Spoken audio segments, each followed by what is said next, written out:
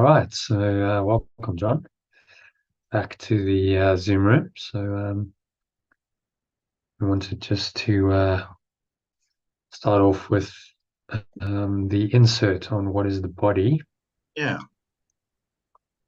Which is a new insert before the lessons that we're going to read for the next 10 days, next 9 days. So let's just jump straight into that, shall we? Okay, so let's just get the lesson up. Okay, so what is the body?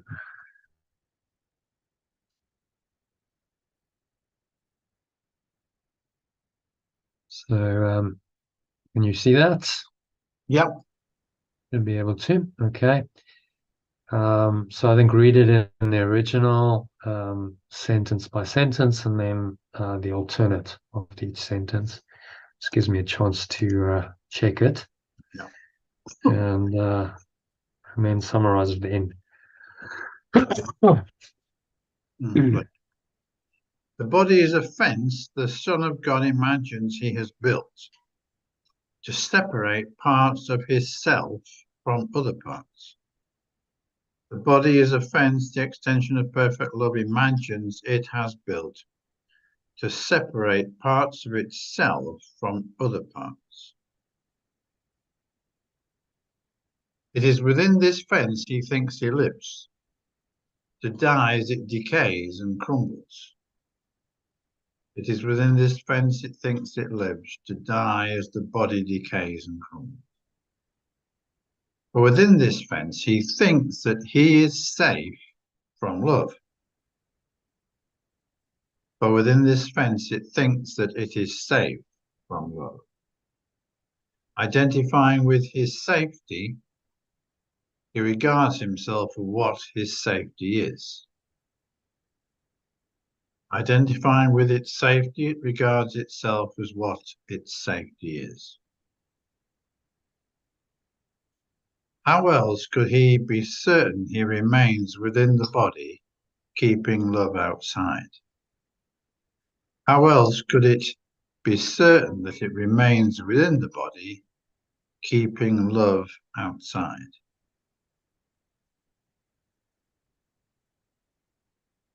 Well, so the translation, I'm just sort of thinking about there's lots of it's there being the extension. Yeah. It's tricky to personalize it further because you've got extension of perfect love imagines it has built separate parts of itself. So that's, you can't really put a them there, and then it sort of changes. We then said the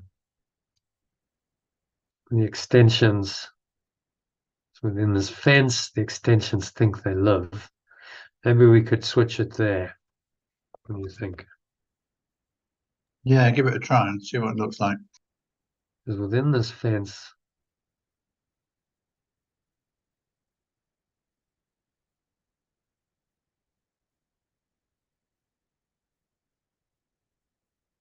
what? Just pluralize it. What is a fence? The extensions of perfect love. Imagine. I think if we pluralize it, that solves the problem, doesn't it?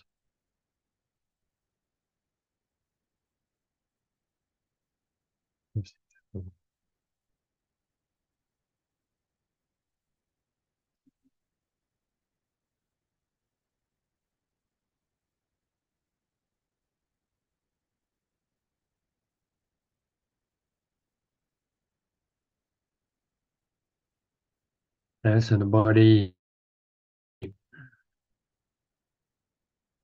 It's the extensions of perfect love. Imagine they have built to separate parts of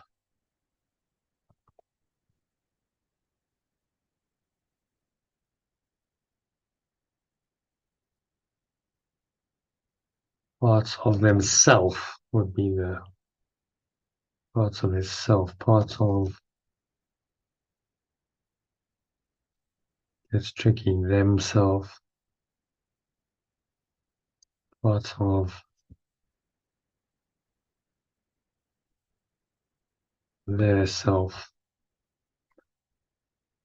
parts of their one self from other parts. Within this fence, these extensions think, they live,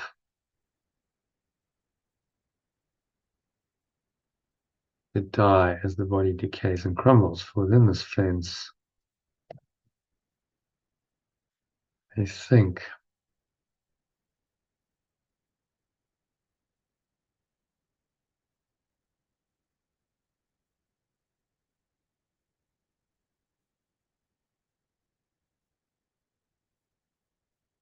Are safe from love. Identifying with their safety.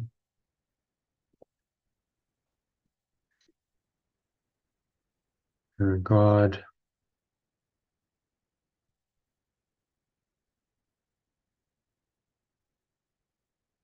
self as what their safety is. How else could they be certain that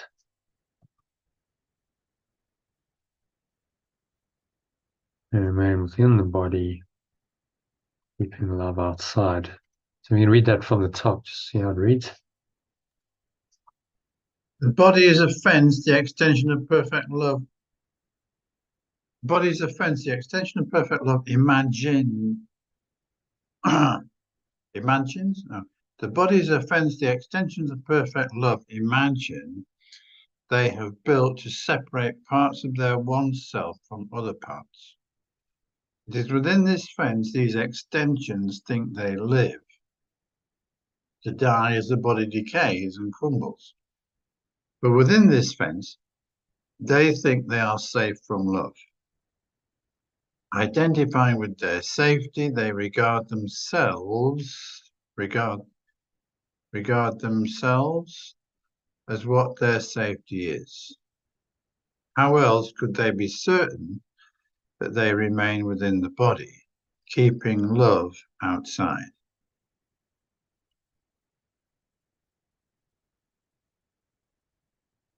That reads a bit better, doesn't it? It does, yeah. Because it's sort of more personal. Okay, so what's he saying in that one? Okay. So he's got a lot in this. And he's saying that although we don't know it, we've created the body to, although we don't recognize it consciously in the illusion, we have created the body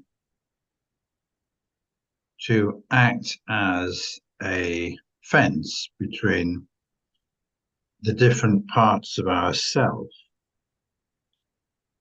And it's within this body that we think we live and eventually die. And we also think that we can keep ourselves separate from love by being within this fence, because we're trying to protect our egoic self, which is frightened of love because it will disappear in its presence.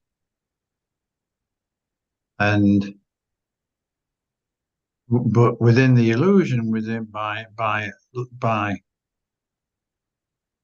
believing that we are living within the body, we think we are safe, because that's where we think our safety is. Otherwise, how could we? Why would we actually choose to think that's where we are?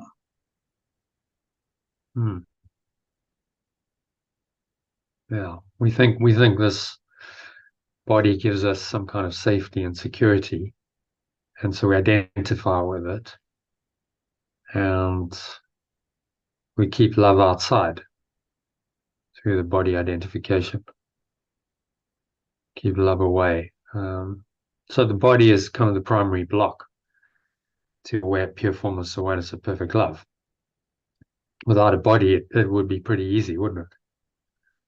To be aware of that, because that's all that there would be, just no form. But as soon as you have form, it's a massive distraction for the mind, because it then thinks that it is the form that it's identified with. That's what he's saying.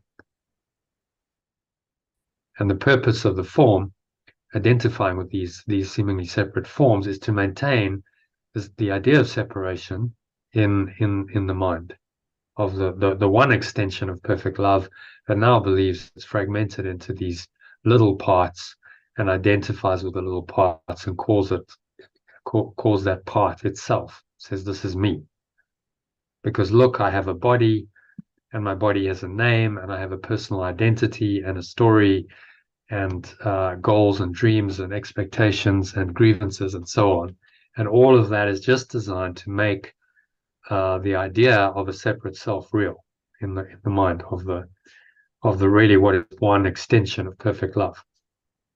Ingenious, really. I mean, the ego is cunning. If you wanted to believe in separation, then you would create a construct like this, a reality like this, wouldn't you? Which is exactly what it's done. Mm-hmm. And so Yeshua's just pointing this out and saying, you gotta really see from this higher perspective of transcendent awareness, pure formless awareness, what is really going on here.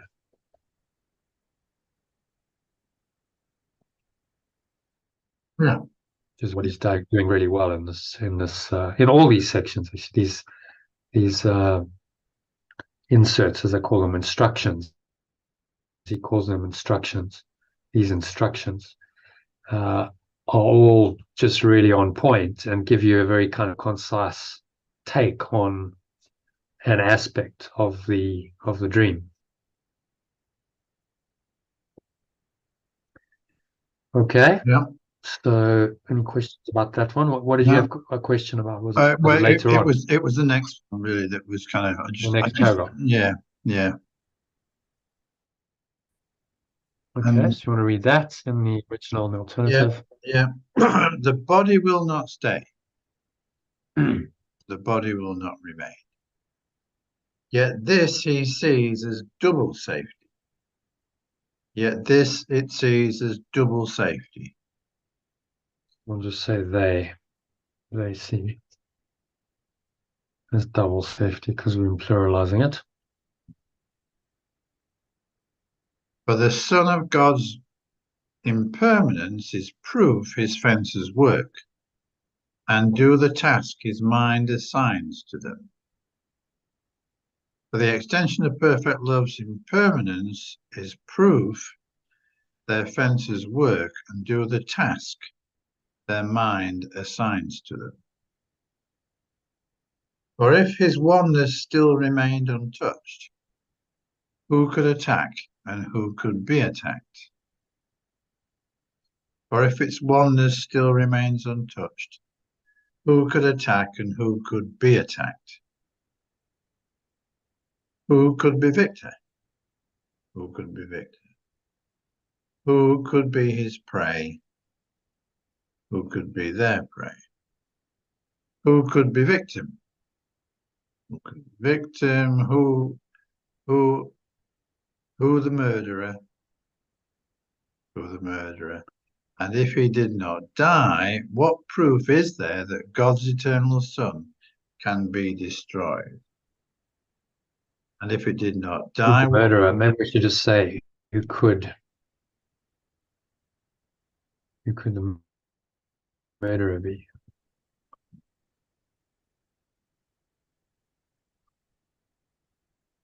yes.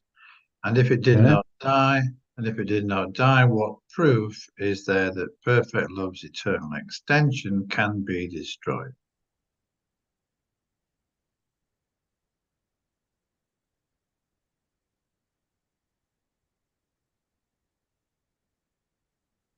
What proof? Maybe we'll just keep it in the same tense. Would there be? What proof would there be Perfect love's eternal extension can be destroyed. Just read that from the top in the alternative. The body will not remain, yet this they see as double safety. The extensions of perfect love's impermanence is proof their fences work and do the task their mind assigns to them. For if their oneness still remains untouched, who could attack and who could be attacked? Who could be victor? Who could be their prey? Who could be a victim? Who could the murderer be? And if they did not die, what proof would there be that perfect love's eternal extension can be destroyed? So this is what I find kind of interesting here is this idea of double safety. So what he's saying here, just tied in with the last paragraph, is that we're saying that bodies will not remain. Okay, bodies won't remain, and the fact that the body dies is double proof that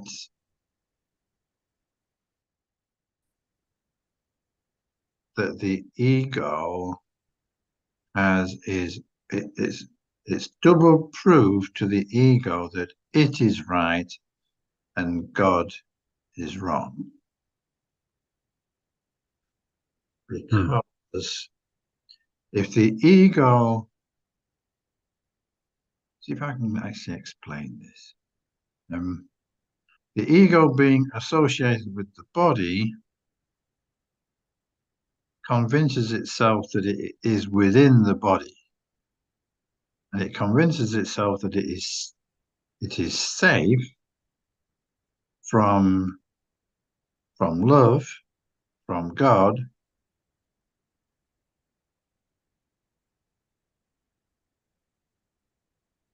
and the fact that the body dies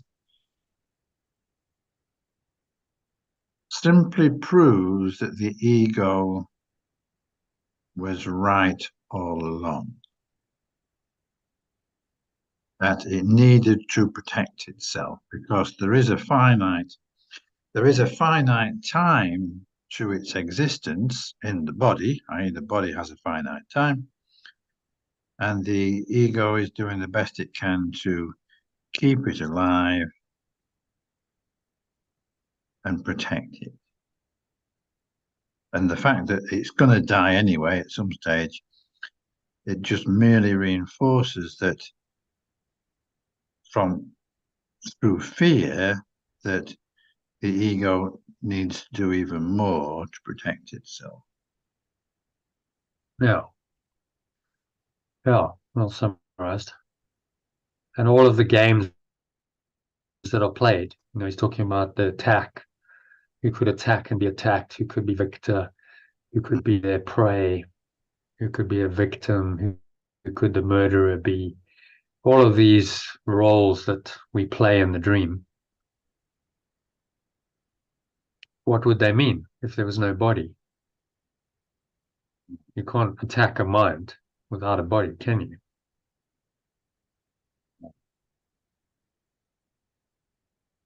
Minds alone cannot attack. It's the body that gives form to the attack and makes the attack seemingly real.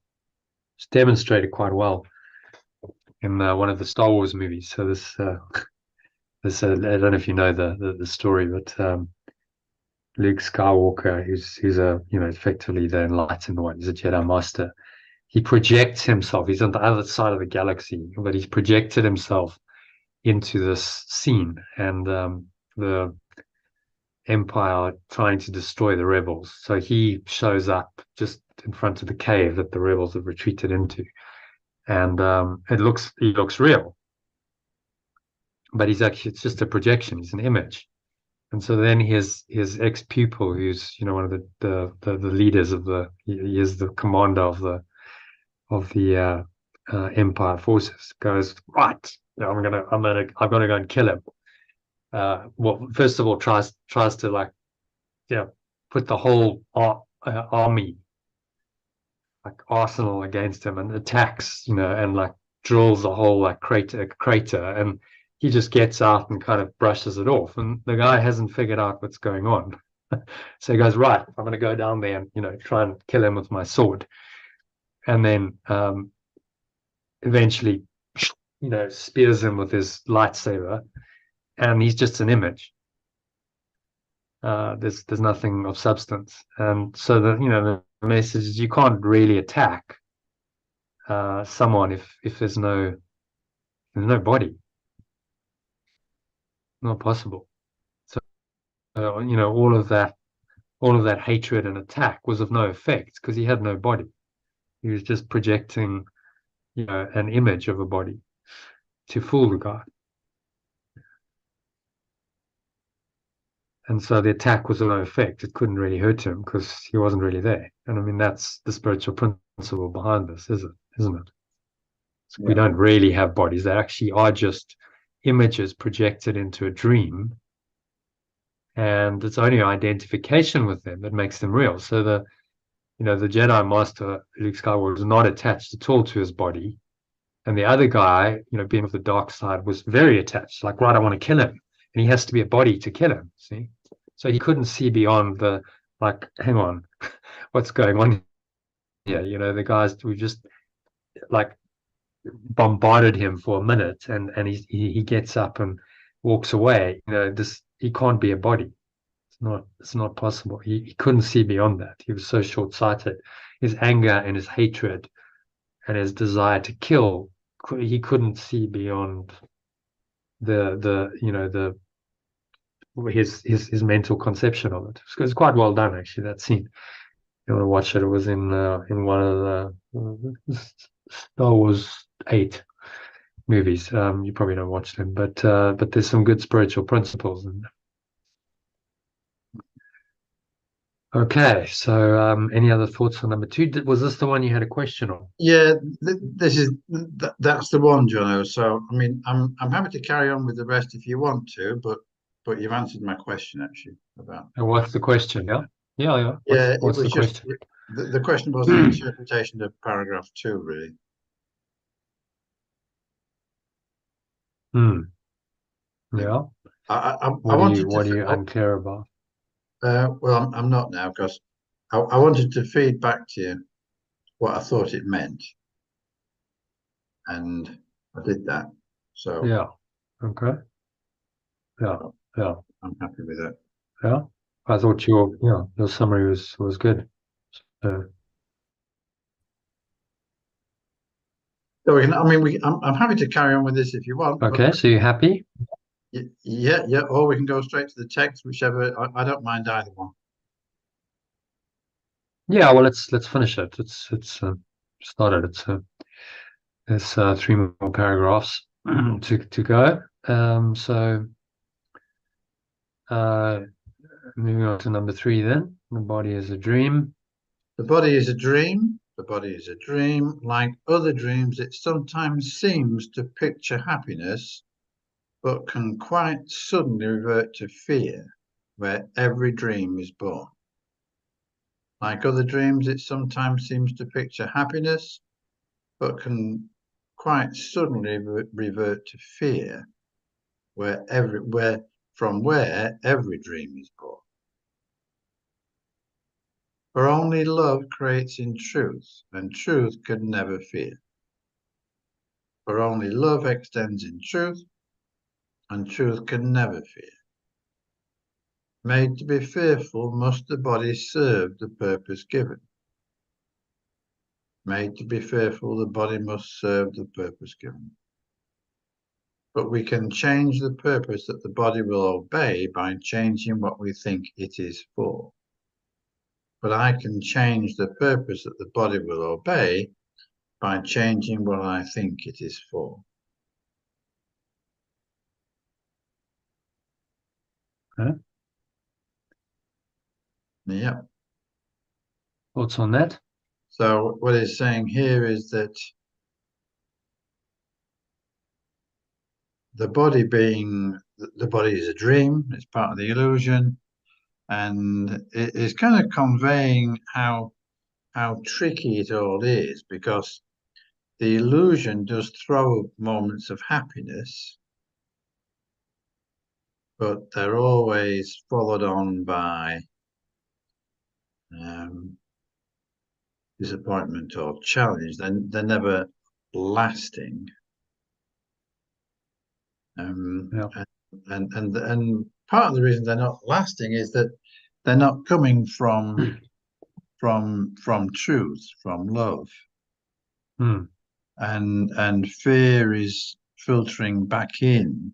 So even when these happy times come, fear seeps back in there and erodes the situation and brings it and cracks it.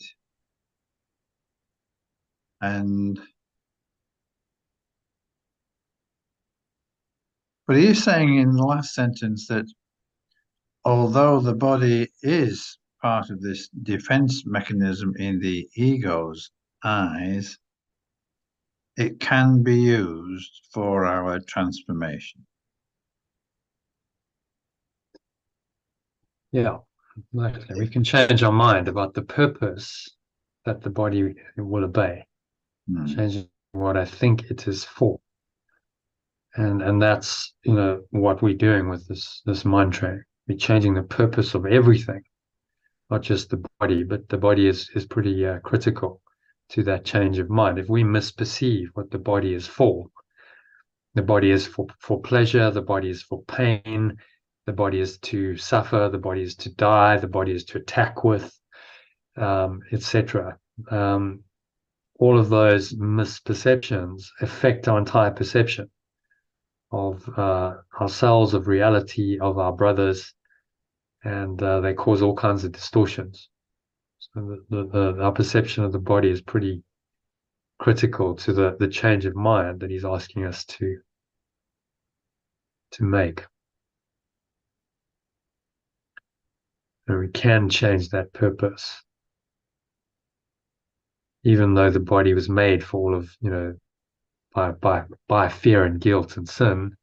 It doesn't have to operate according to that thought system anymore. It will obey the purpose we give it. So we can profoundly shift our minds, and then the body starts to obey the Holy Spirit and becomes an instrument of that, rather than an instrument of the ego. And that then reflects in the body's health, its well-being, what the body does, what the body says. This is, we see a marked difference between those who are in the spirit and those on the ego in terms of what their bodies look like, how they behave, and so on. Okay. Any other thoughts on 3? Otherwise, let's go to number 4. No, it's good. I think it's good section this on what the body is actually. I think it's a good section this. I mean, yeah, I know very good section. Yeah, and these inserts are good because they summarize a little. They take a little slice and they go, okay, so let's look at the body and focus on that. Yeah, and it's focused on that particular aspect. Yeah. So number and 4. Short, it's just short paragraphs. Yeah. Yeah. The body is the means by which God's Son returns to sanity. The body is the means by which perfect love's extension returns to sanity. Though it was made to fence him into hell without escape, yet has the goal of heaven been exchanged for the pursuit of hell. Though it was made to fence it them I'll just say them. Yeah. And suffering without escape, yet has the goal of pure formless awareness been exchanged for the pursuit of victimhood and the suffering this inevitably brings. without a hope of, shall we say, without escape. I think it needs something there, without a hope of escape. Yeah. Yet has the goal of pure formless awareness been exchanged for the pursuit of victimhood and the suffering this inevitably brings. So that's the pursuit of hell. Hell is victimhood and suffering. Yeah. I just made it explicit there. The Son of God, Number 3. the Son of God extends his hand to reach his brother and to help him walk along the road with him. The extensions of perfect love extend their awareness to reach each other and help each other walk the path of awakening within it. With it, with perfect love. Now is the body holy. Now is the body innocent. Now it serves to heal the mind that it was made to kill. Now it serves to heal the mind that it was made to kill.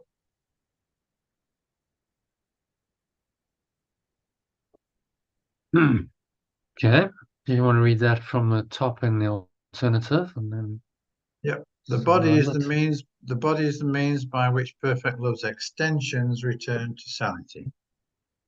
Though it was made to fence them into victimhood and suffering without a hope of escape, yet has the goal of pure formless awareness been exchanged for the pursuit of victimhood and the suffering this inevitably brings.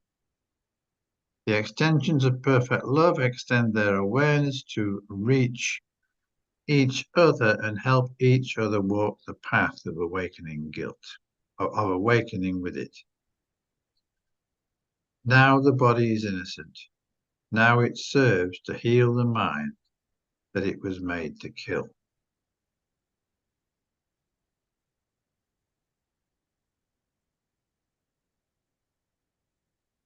This is with it. He said, walked along the road with him. I think he's referring to the brothers. To help him walk along the road with him. So I made it with it. Maybe we just say reach each other and help each other. Yeah. Reach each other and help each other, or to reach and help each other. To reach and help each other walk the path of awakening. Now the body is innocent. Now it serves to heal the mind that it was made to kill. Okay, so what's he saying in that one?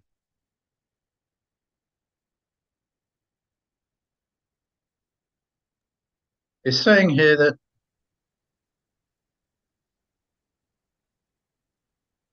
although we've identified with the body in the past, it now can be used very positively by spirit to take us to our awakening along with those we are in connection with.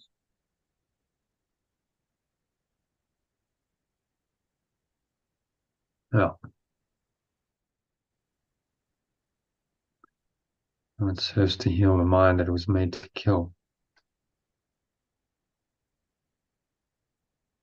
So it's become transformed. We're now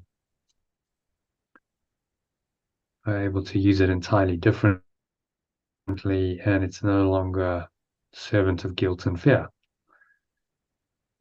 And then it can be a healthy, functional instrument, and really, be useful in our journey of awakening and to help others while we walk along the road to pure formless awareness of perfect love.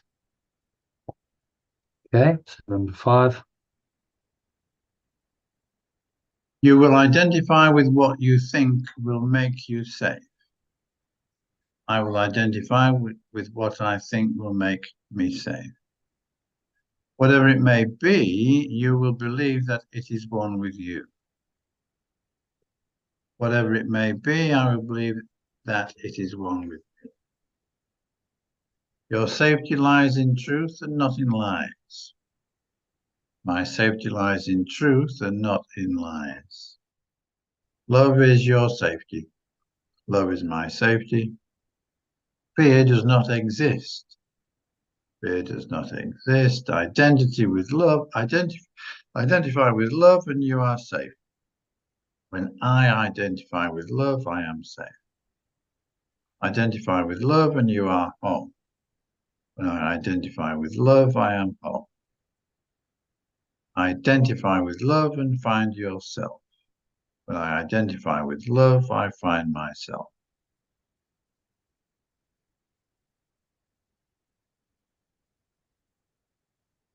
I'm just add an and there. And when I identify with love, I find myself. Okay, so what's he saying in that one? It's saying that we will identify with whatever we believe will keep us safe, be it ego or be it spirit, it's whatever we believe in. But our safety actually lies in truth, not in misperception. And love is the truth, and that is within love lies our safety. And there is no fear there. And as long as we identify that with that, we are at home.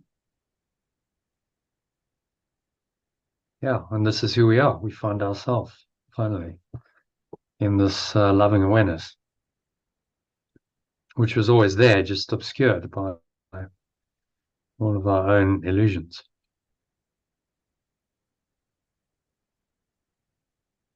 Very simple, but very profound. Mm. So instead of identifying with the body to try and make you safe, as so many people do, we seek security in the body, and that takes many forms. As he says, pills, money, protective clothing, insurance policies, and on it goes, to try and make ourselves safe in the body. And of course, we can't ever make ourselves safe in the body. All these devices ultimately fail us because the body will die. You are going to age inevitably. The body will die, and so all of these are really pointless. So instead of identifying with that really sinking ship, saying this is me, identify with love, pure formless awareness of perfect love, which is your true nature, your true self, and then you find yourself, and you find everything you truly want, and the body will just serve this new purpose, and it will still die.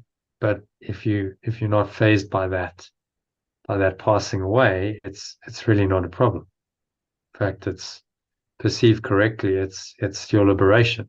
When the body goes, then you're free. The mind is free to return to its state of pure formless awareness, which by definition doesn't have a body. So it's seen as death is seen as the ultimate release from the delusion of the body and graduation day to another reality, rather than something that's terrible or fearful. Okay, so yeah, any other thoughts on number 5, on this paragraph, or on the No, I think on the whole? it's a good summary of what the body is. Yeah. Yeah, and so he recommends reading it every day before you read the lesson for the next 9 days. So do that, even though it's repetitive. It's the idea is just so that it goes in. You like just reprogramming yourself to perceive the body correctly. Okay, so it's a short lesson. We may as well do that. So God is my refuge let's and security. jump into the lesson. Give me a moment just to switch the recording.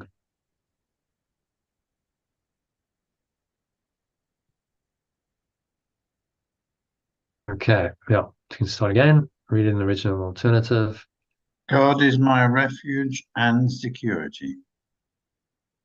Pure formless awareness of perfect love is my refuge and security. Yeah, and that makes, stated that way, God is my refuge and security. That's never did much for me, because it's like God is not defined. What is God?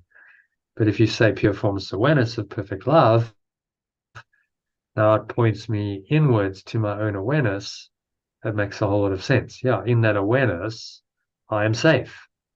I feel safe. I feel this is a refuge, because in pure formless awareness of perfect love, there's no attack, there's no fear. You're just, rooted in the sublime awareness. So then that makes a lot of sense. Just is why we do the translations. Okay, so number one, if you can read again in the original, then line by line in the alternative.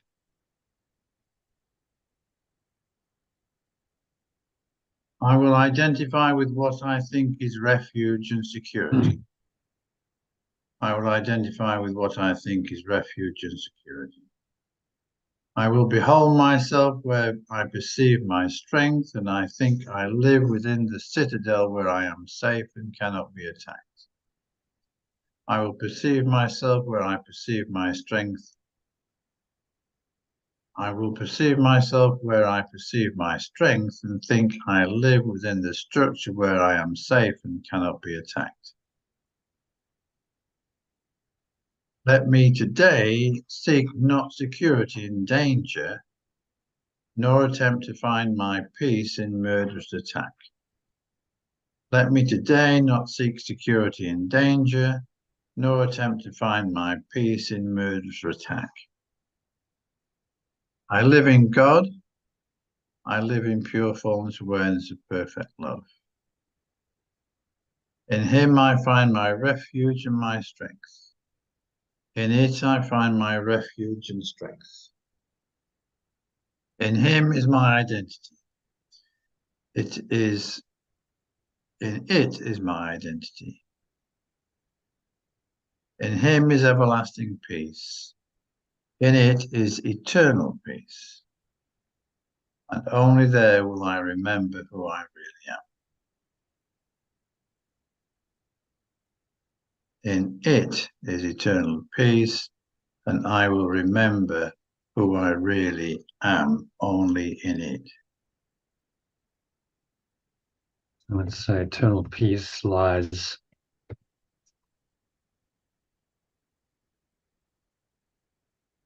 eternal peace.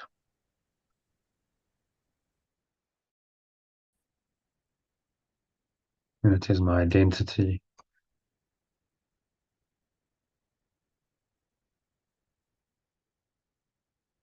My identity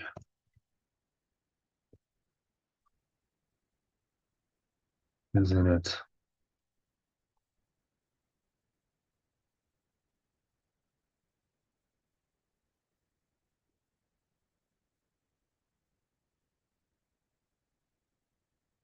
Eternal peace lies in it. And I will remember who I really am only in it.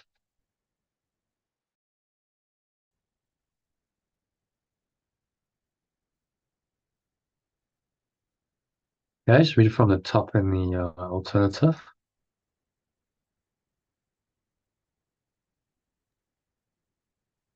I will identify with what I think is refuge and security. I will perceive myself where I perceive my strength, and think I live within the structure where I am safe and cannot be attacked. I will not seek security in danger today, nor attempt to find my peace in murderous attack.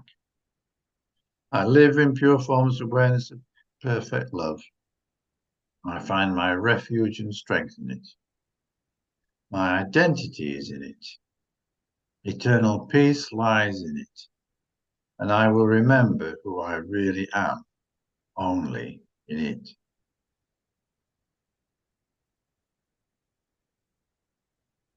Yeah, so what's he saying here?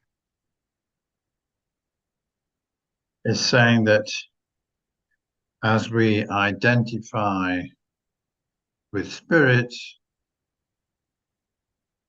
we no longer attract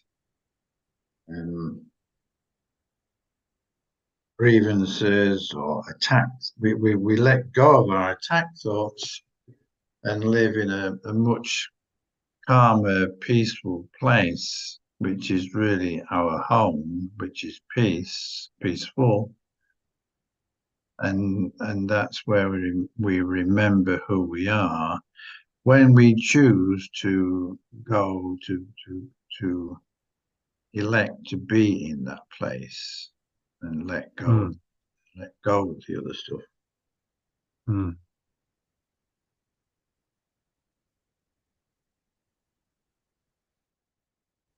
Yeah, seek refuge.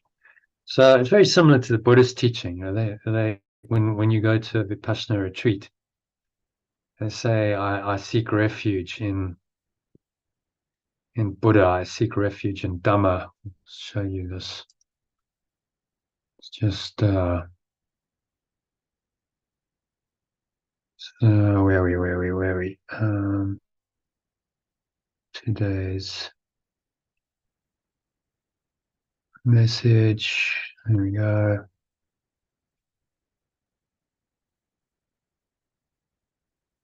Was it yesterday's? No, there we go. So there's it's a very similar Buddhist prayer. Take refuge in Dhamma. When you do the Vipassana retreat, they make you recite this at the beginning. Take refuge in Dhamma, which is the truth. I take refuge in Buddha, which is awakening. And I take refuge in Sangha, which is the community, spiritual community of which you're part. And so that's kind of the threefold prayer when you embark on really what is, I guess, an initiation process, the 9-day silent retreat, 10-day silent retreat. Take refuge in all of this. So these themes recur in the different teachings. He uses the word refuge here. Maybe because it's used elsewhere, I don't know, just to kind of connect it with things like the Buddhist teaching, or not. But the same idea. Refuge lies within, and you seek that refuge within, not without. Most people seek refuge outside of themselves in some kind of worldly security, which of course will always fail them. The true refuge lies within. Okay, and then just a prayer. Number 2 is a short prayer. Let me not seek for idols. Let me not seek for false forms. I would come, my Father, home to you today.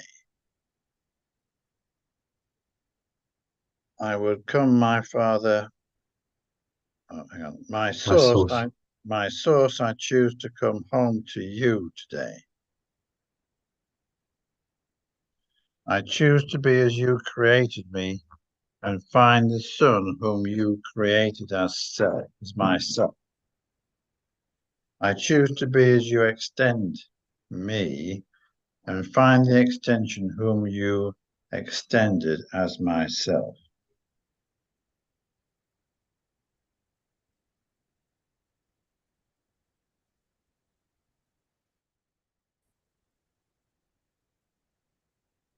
So what's he saying here?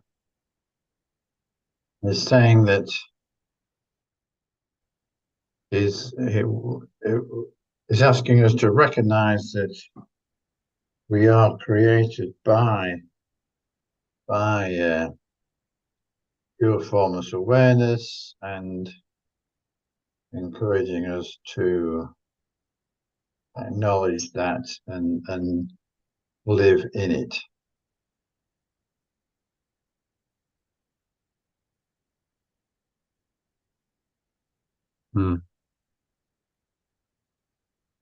Used to be as you extend me and find an extension. You extend as myself.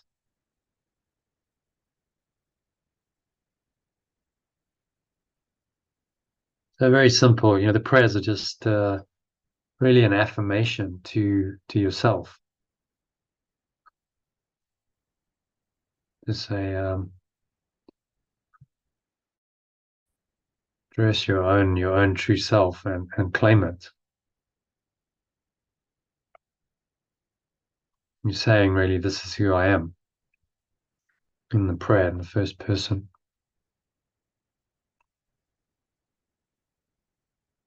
Okay, so we could do a meditation on this, or we can go straight into the text. Go straight to the text. Okay. So,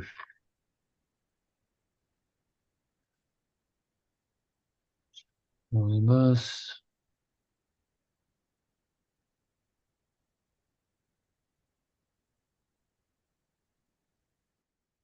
Okay, so this text reading, let's just find it. It's called The Real Alternative, section 4 of chapter 31, if you want to follow in your book. 11 paragraphs.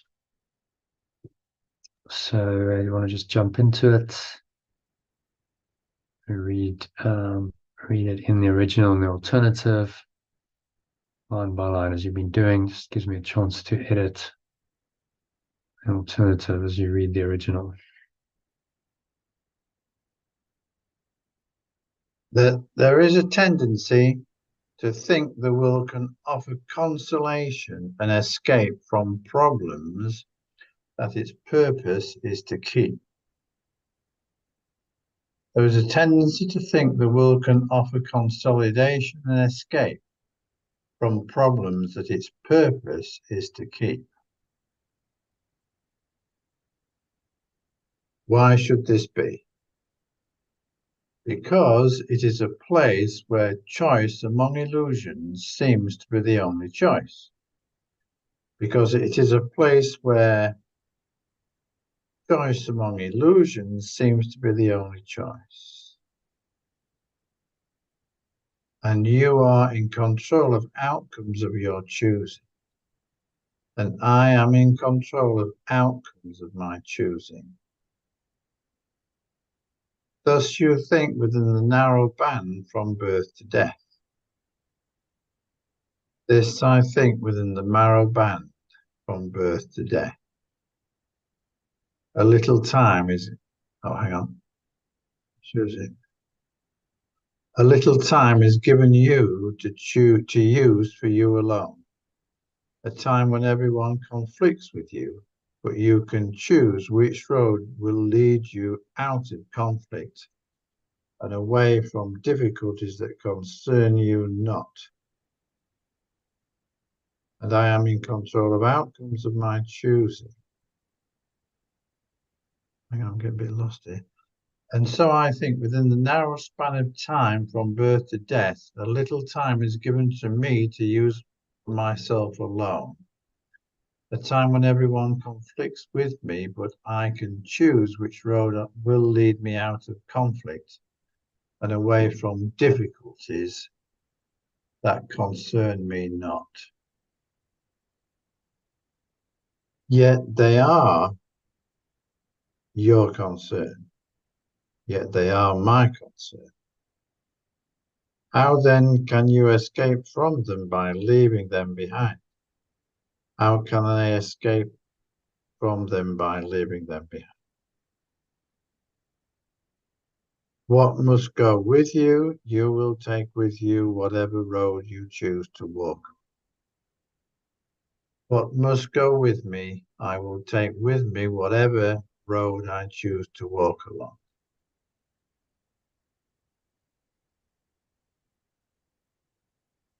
No, whatever path, let's make it path. Yeah. As in spiritual path. Whatever path I choose to I choose to follow, maybe.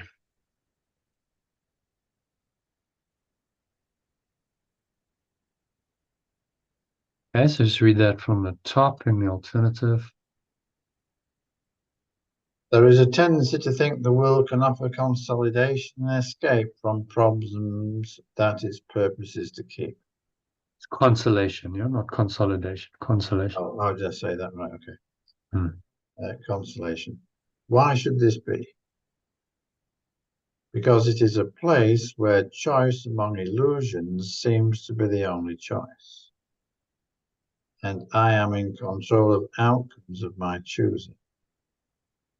And so I think, within the narrow span of time from birth to death, a little time given to me to use for myself alone, a time when everyone conflicts with me, but I can choose which road will lead me out of conflicts and away from difficulties that do not concern me.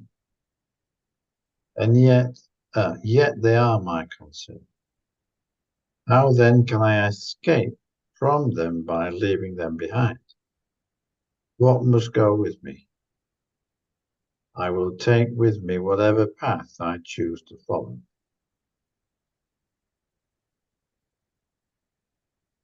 Take with me.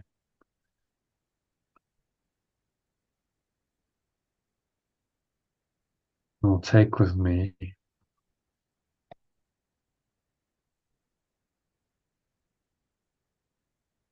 what must go with me.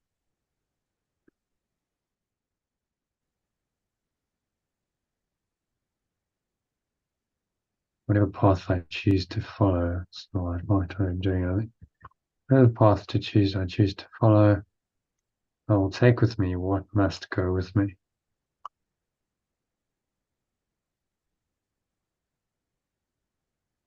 Okay, so what's he saying in this one?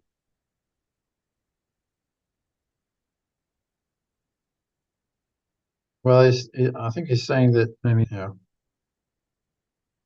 there's a tendency. Well, the game within yeah, the just personalize that. I have a tendency to think. No. That makes it more personal. Yeah. So he's saying that we tend to think that the world offers us satisfaction, an escape from our problems, but that is not the case because we created the world to avoid seeing truth in the first place. And so we are in the illusion, we are lost in the illusion.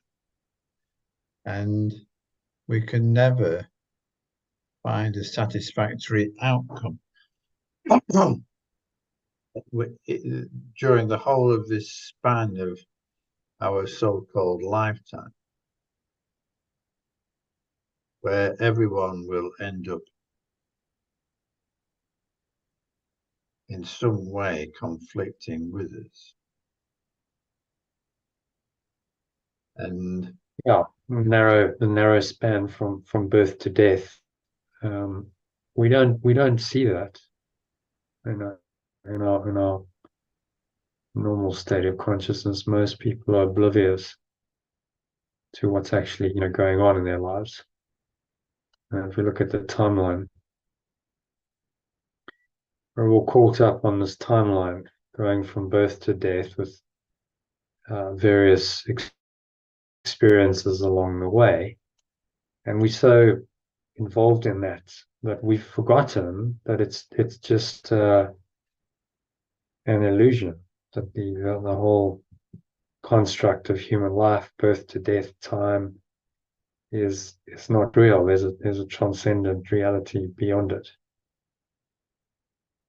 So he's just pointing that out, that this the idea of a linear timeline in which you're caught and you're now going along that timeline from birth to death, and inevitably you will die. Every life comes to death. That's the certain outcome of it. As he pointed out in today's in what is the body? It doesn't matter which way you walk. Eventually, it comes to the same outcome. And so, by really being honest about that, you can awaken, because you see the inevitability of the ego's thought system of death.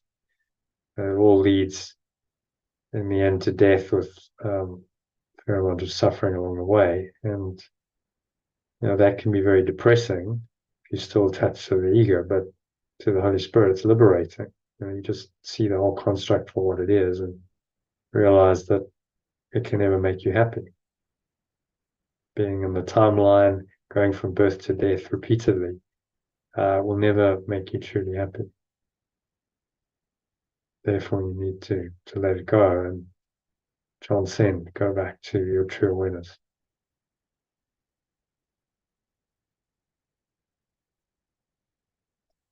Yeah, so that timeline sort of demonstrates that idea of the span of time. He said a band, but I've changed it to a span. It's a span of time. Yeah. In which we seem to be conflicting with everyone else. The path I choose to follow, I'll take with me what must go with me. So whatever way we go, the truth will always be with us, even if we're not aware of it. But if we take on board a whole lot of illusions, we believe in them, and those will go with you as well, until you let them go. All right, so happy with number 1. Should we move to number 2? Yep. Real choice is no illusion,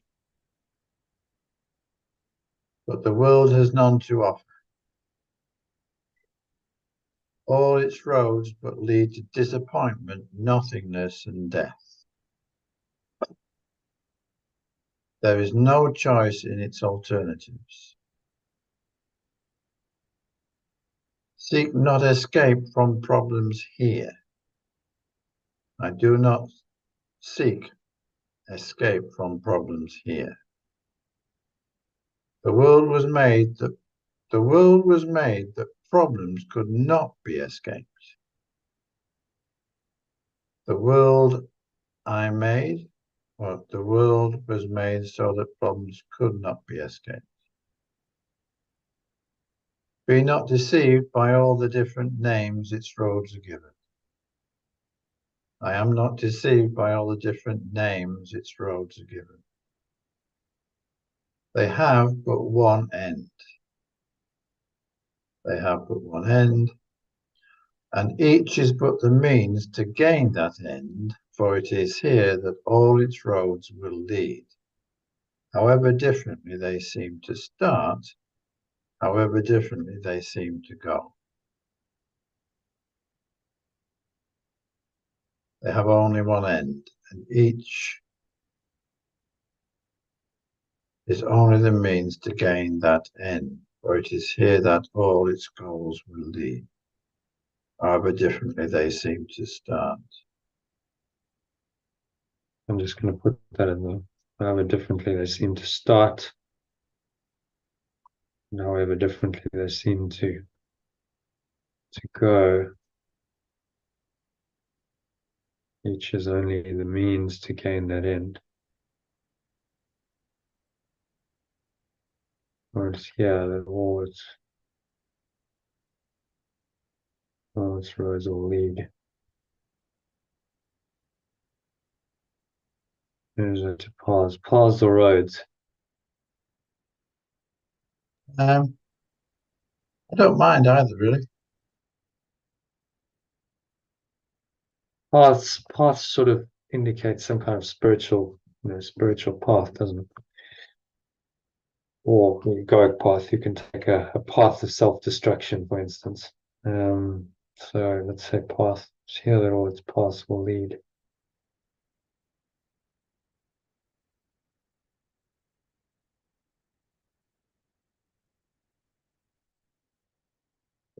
Okay, their end is certain.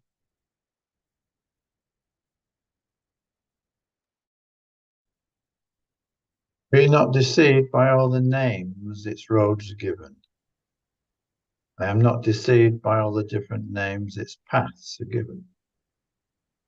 They have but one end. They have only one end. And each is but the means to gain that end, for it is here that all its roads will lead, however differently they seem to start, however differently they seem to go. However differently they seem to start and however differently they seem to go, each is only the means to gain that end, for it is here that all its paths will lead. Their end is certain, for there is no choice among them. Their end is certain, for there is no choice among them. All of them will lead to death. On some you travel gaily for a while before the bleakness enters. On some I travel gaily for a while before the bleakness enters. And on some the thorns are felt at once. And on some the thorns are felt at once. The choice is not what will be. The choice is not what will be. The choice is not what will the ending be, but when it comes. The choice is not what will the ending be, but when it comes.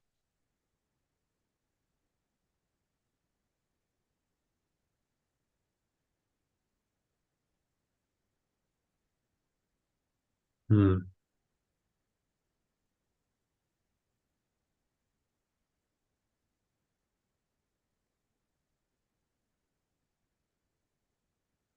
Some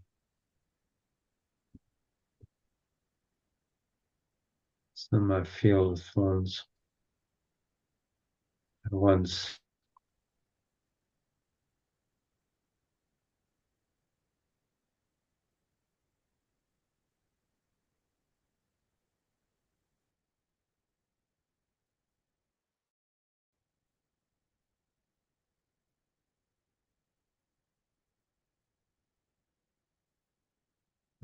Thorns, difficulties, maybe challenges.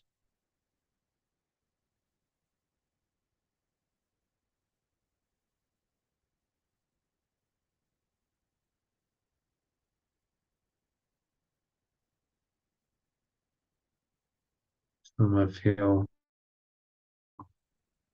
Any ideas on that, John? Thorns? Translation for thorns? And there it's a bit Pains. biblical. Pains. Oh yeah.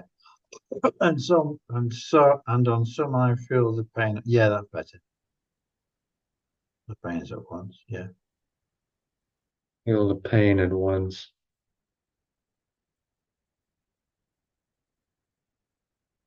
This is not what will be the ending be. Not what the ending will be. But when it comes.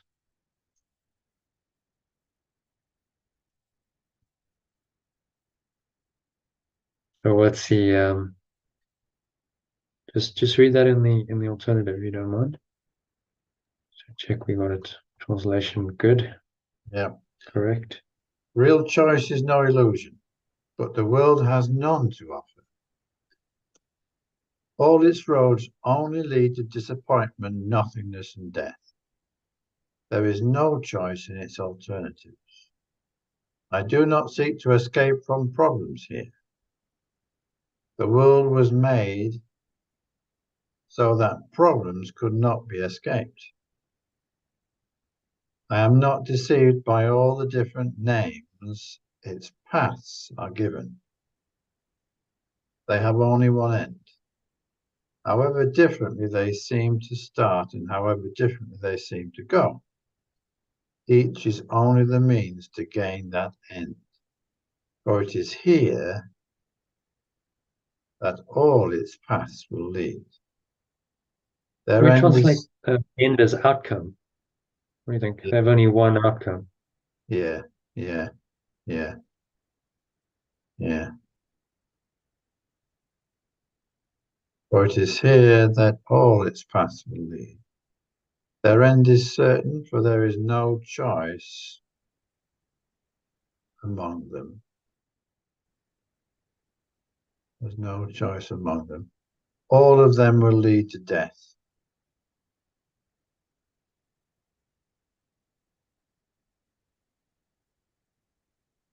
On some I travel gaily for a while before the bleakness enters, and on some I feel the pain at once. The choice is not what the ending will be, but only when it comes.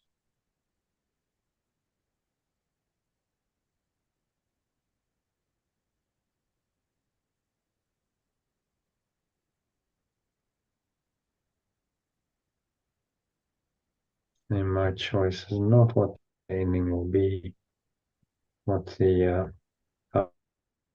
outcome will be, but only when it comes.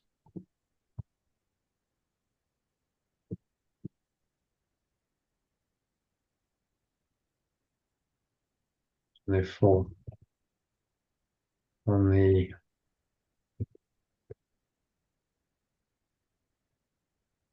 worldly paths,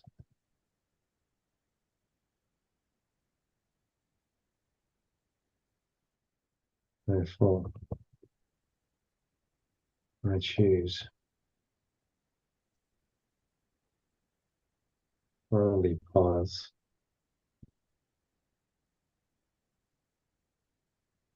My choice is not what the outcome will be, but only when it comes. And that's going to be the case with any worldly path you follow.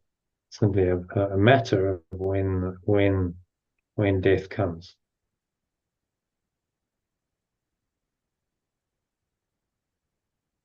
And what's he saying in this one? Apart from that, I mean, that's the key message, isn't it? Yeah, it's saying that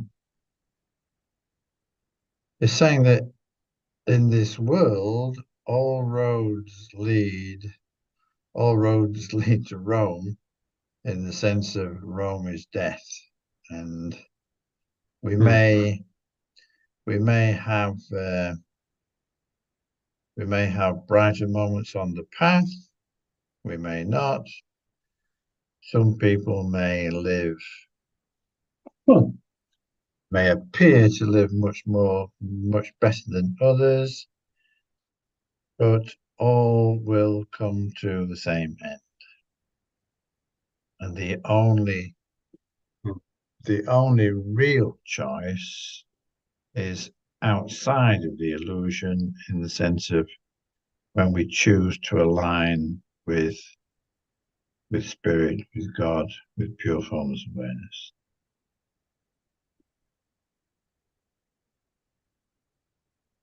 Hmm. And when I choose, therefore, when I choose to follow any worldly path where I'm attached to the world and I'm making it real, my choice is not really what the outcome will be, but only when it comes. Whichever way I go, in the end it comes to death. That's what he's saying. So then what's the point of that? The point of walking a path that it leads to this inevitable outcome of death.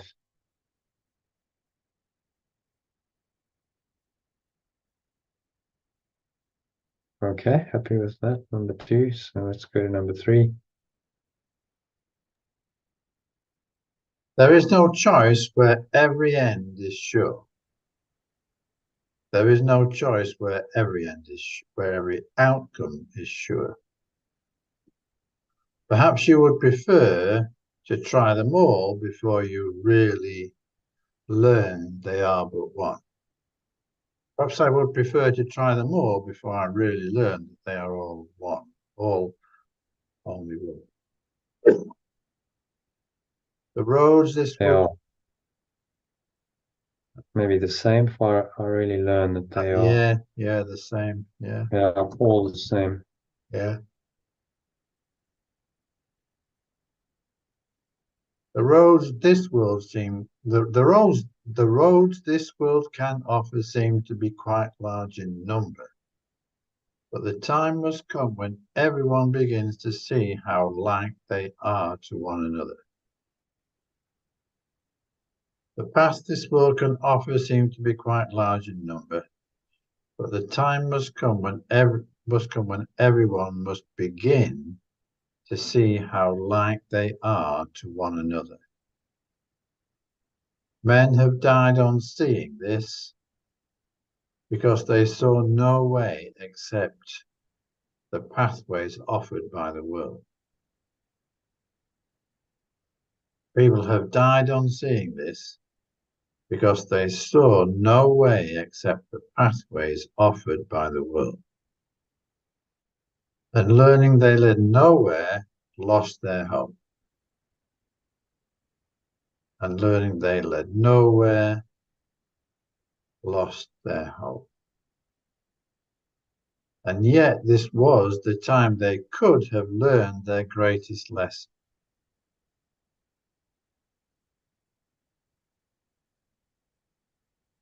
And yet this was the time they could have learned their greatest lesson.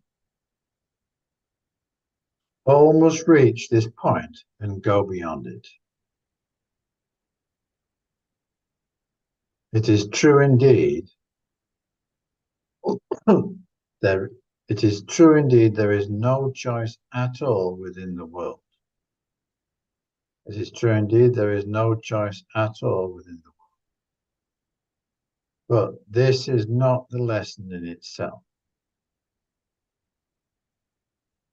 The lesson has a purpose, and in this you come to understand what it is for. The lesson has a purpose, and in this I come to understand what it is for.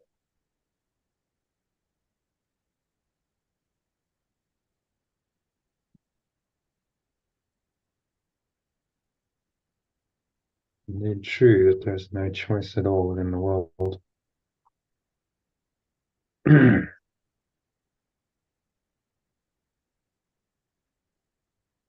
This is not the lesson in itself. It's not the purpose, and in this I come to understand what it is for.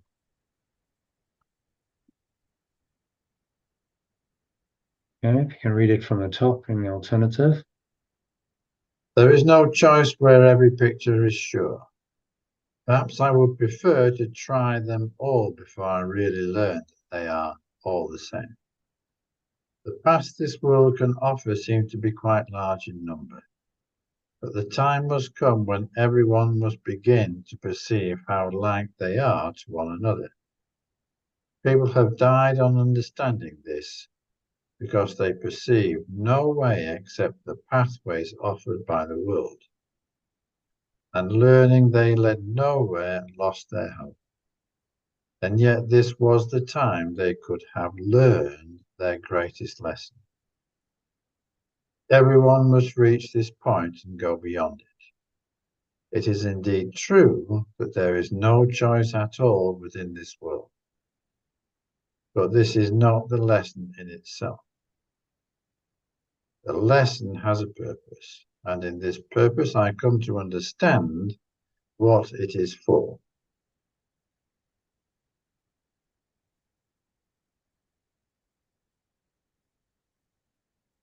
What's he saying here? It's saying that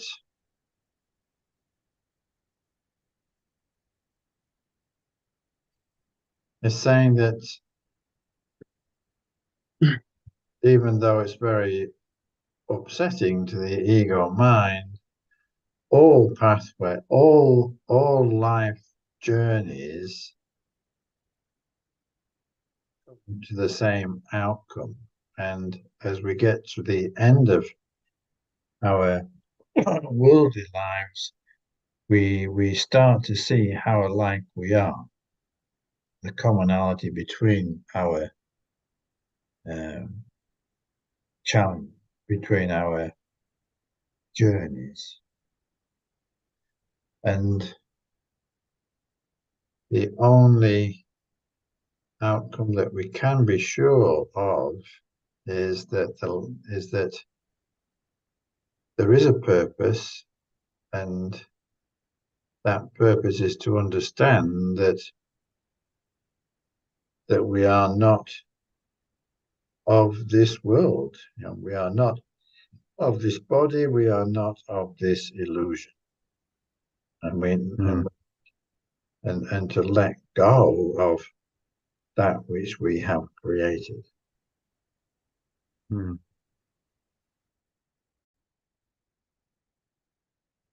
We could learn our greatest lesson. Quite poignant, really. You know, he's talking about the despair of realizing that there's no point to any of it. You know, there's a kind of a despair that comes. Learning this, they lost their hope. As he said in the previous one, men have died. Oh, there we go. People have died of understanding. In other words, they took their own life because they perceive no way except the pathways offered by the world. And so it all seems just desperate. And then, you know, they commit suicide. But actually, this was the time they could have learned their greatest lesson, which is that none of this is real. None of it means anything. And in that lies, you know, your total freedom. So everyone must reach this point and go beyond it. We have to go through this temporary despair en route to enlightenment. And when you face the pointlessness, the futility of the ego, it can feel pretty, you know, it's not a nice feeling, is it? It's just like, well, what's the point? So why don't I just leave? You know, why don't I just kill myself now? Get it over with. I think we've probably all had those thoughts. He's saying, you know, don't be tempted by the ego's despair in that situation because you can go beyond this. So it's indeed true. There's no choice at all within the world, but this is not the final lesson.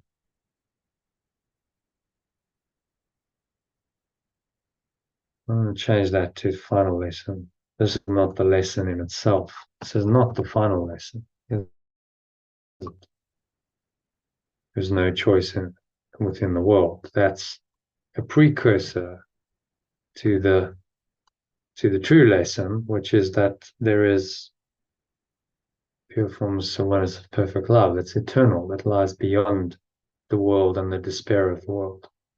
That's the final lesson.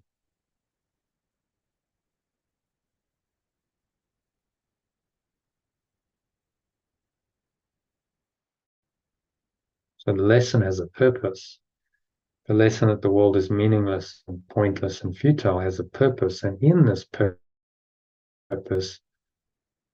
I come to understand what it is for. Come to understand what I think he means the lesson, what the lesson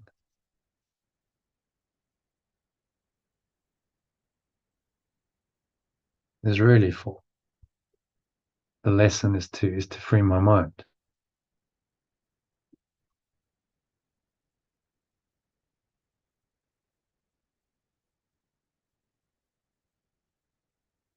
Okay. Any other thoughts on number 3? No, I think it's clear.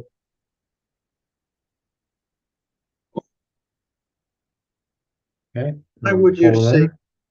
Why would you seek to try another road, another person, or another place when you have learned the way the lesson starts, but do not yet perceive what it is for? Why would I seek to try another path, another person, or another place when I have learned the way the lesson starts, but do not yet perceive what it is for. Its purpose is the answer to the search that all must undertake who still believe there is another answer to be found. Its purpose is the answer to the search that all must undertake who still believe there is another answer to be found.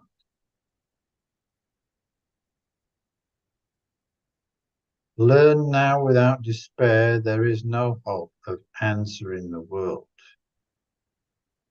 Learn now without despair, there is no hope of answer in the world.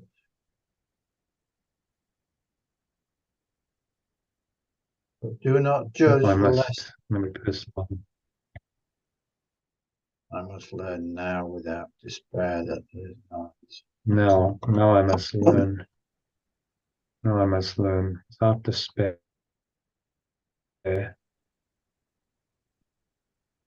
is no. There is no hope. No hope of an answer in the world. No hope of getting an answer in the world.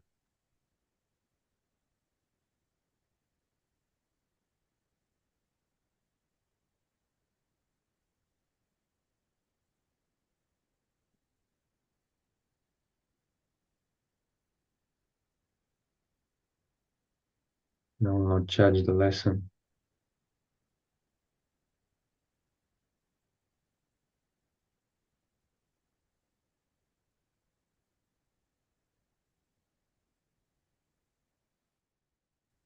Can we carry on? It's only begun with this. No longer look for hope where there is none.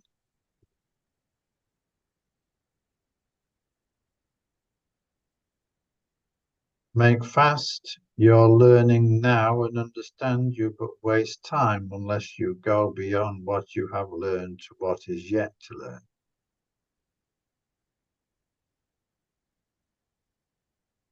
Make fast my learning now and understand I only waste time unless I go beyond what I have learned to what is yet to learn. From this lowest point will learning lead to heights of happiness, in which you see the purpose of the lesson shining clear and perfectly within your learning grasp. Let's say I accelerate my learning. Make fast means I make it faster. Yes. I accelerate my learning now. I understand I only waste time unless I go beyond. Go beyond what I've learned to what?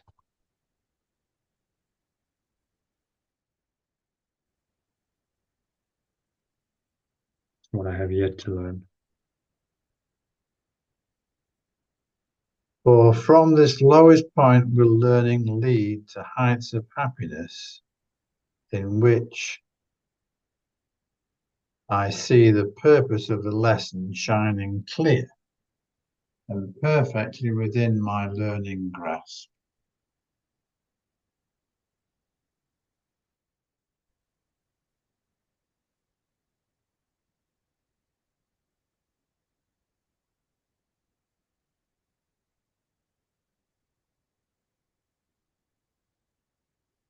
Within my learning grasp, to say my ability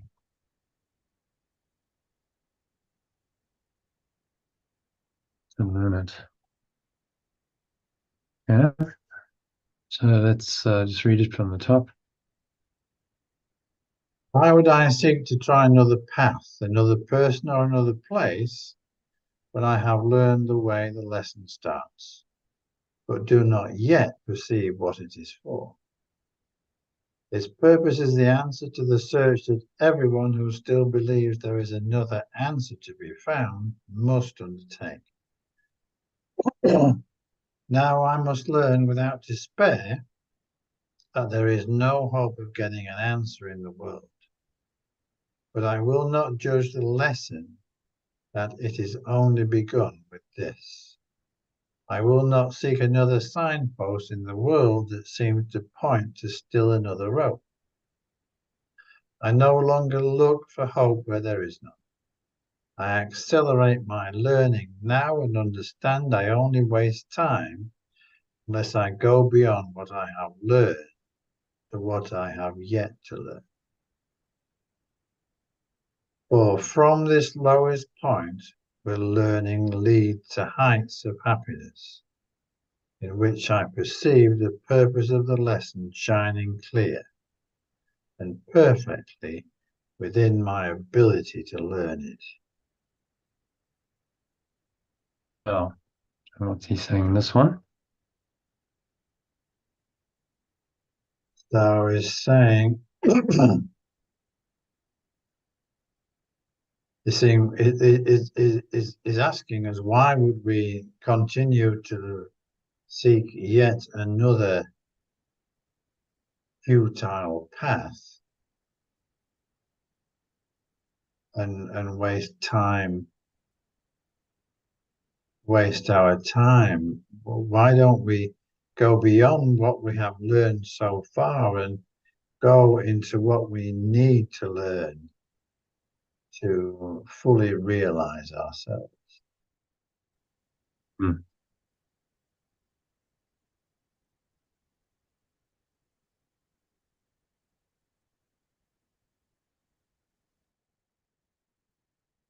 Yeah, from this lowest point.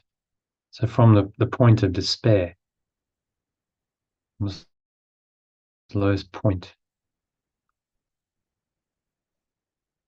despair.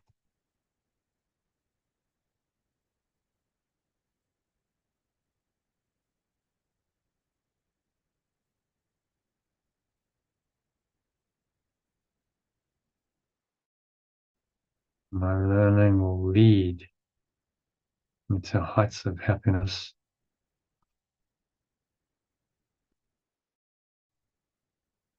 In which I perceive the purpose of the lesson shining clearly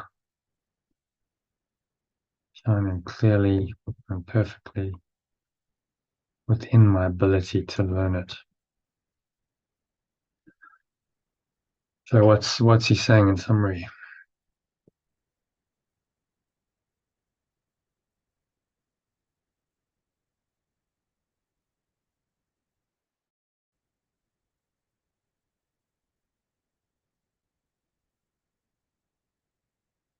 No? You there? Oh yeah, I thought we'd actually He's saying in summarized. summary. I thought we'd done a summary actually, John. Okay. You happy with that? Yeah, And he's saying from the lowest point of despair, you can go move through that, go beyond that, because you're realizing that that's not the final lesson. Final lesson is to learn, that happiness, peace, and love and joy are yours, and those are there eternally. Okay, so number 5. who would be willing to be turned away from the roadways of the world unless he understood their real utility? Who would be willing to be turned away from all the roadways of the world unless they understood their real futility? It is not needful that he should begin with this to seek another way instead. It is not needful that I should begin with this to seek another way instead. For while he sees a choice where there is none, what power of decision can he use? For while I see a choice where there is none, what power of decision can I use?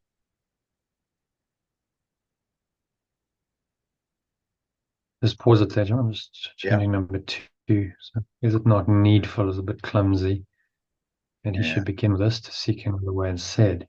Do I not need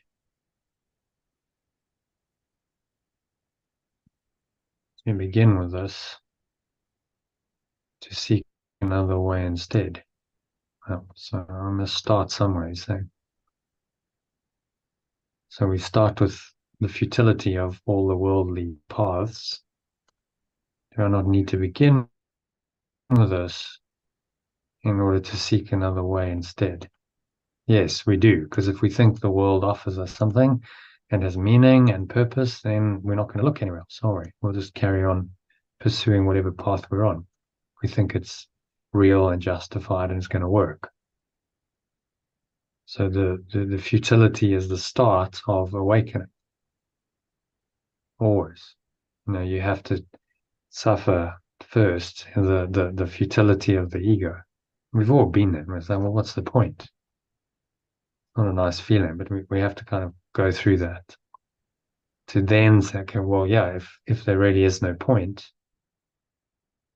then maybe there's something beyond it. Maybe there's something beyond this world, beyond what I'm currently perceiving. So then you open your mind to another way.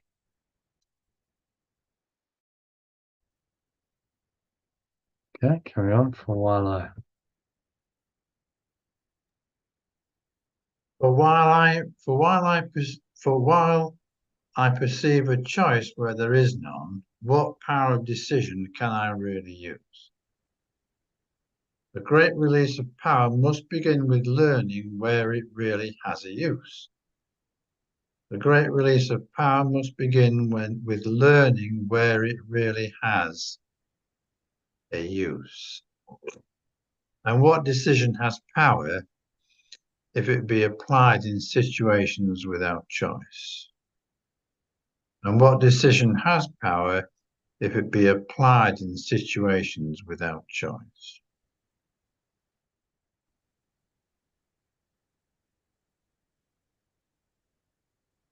Let's say without any real choice. So I read that from the top. Who would be willing to be turned away from all the pathways of the world unless they understood their real futility? Do I not need to begin with this to seek another way instead? For while I perceive a choice where there is none, what power of decision can I really use? The great release of this power must begin with learning where it really has a use, and what decision has power if it be applied in situations without any real choice. I might say, if I apply it in situations without any real choice. Okay, so what's he saying here? Is saying that who in their right mind would continue with the illusion unless they will still insist on believing that there is an answer within the illusion. And that as long as we do that, we are blocking off our breakthrough to love and peace.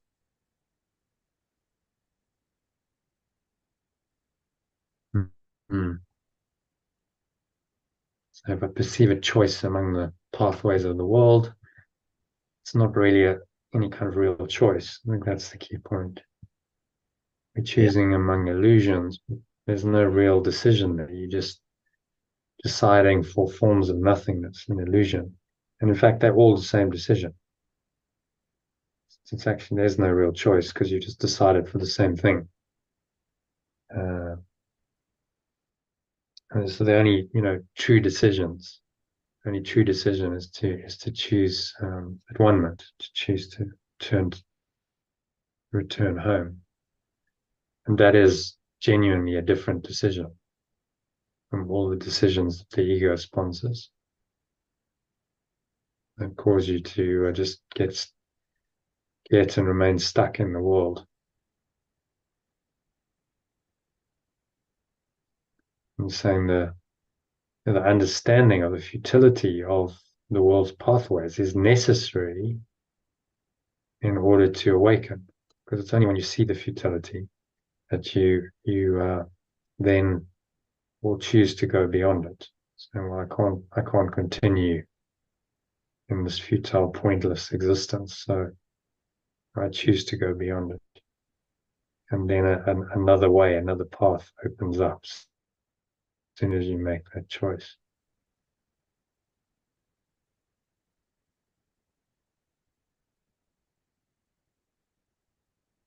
Yeah, is that clear? Number 5, happy with that?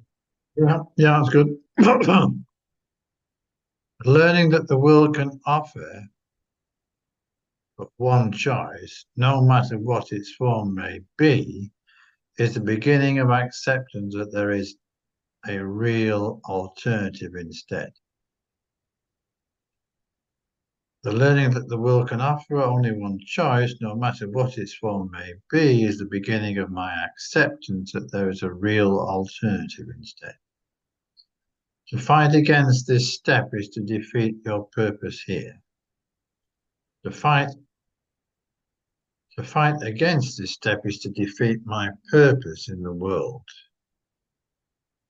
You did not come to learn to find a road the world does not contain.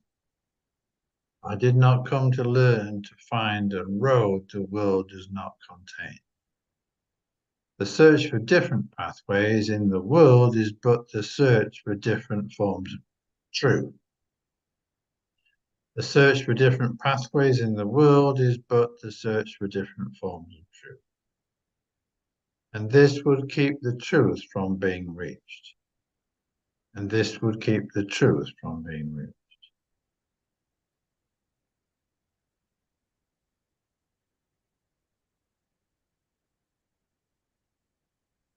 I just read it in the Yep. just this one. I did not come to learn to find a path the world does not contain. So I didn't come here to learn to find a path the world does not contain.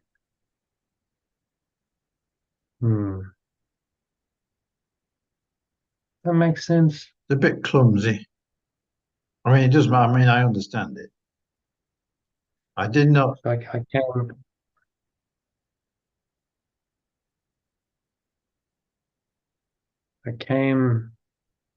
not come to learn. So I came to learn. If we change it, I came to learn to find a path. How about? I think if you just change it, it makes more sense. Yeah.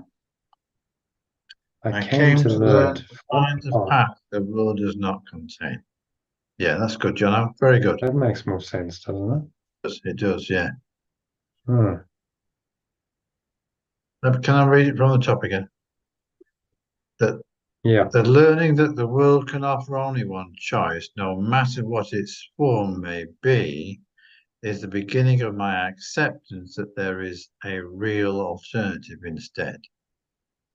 To fight against this step is to defeat my purpose in the world. I came here to learn to find a path the world does not contain. The search for different pathways in the world is only the different forms. The search for different pathways in the world is only the search for different forms of truth. And this will keep the truth from being reached.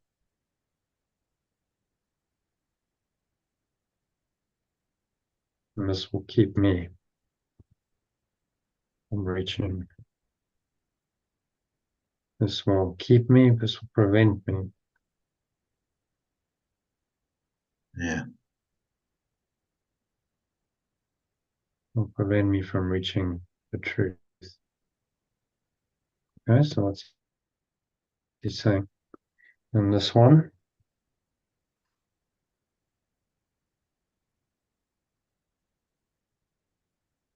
Well, I mean, it's kind of saying the same thing again in the sense of once we accept and consciously choose the way of spirit, then until we do that, we're just going to remain lost, because there are no other pathways. It's the only way. It's the only way out. Hmm. It's I how. came here to learn, to find a path the world does not contain. So in other words, a way out of the world.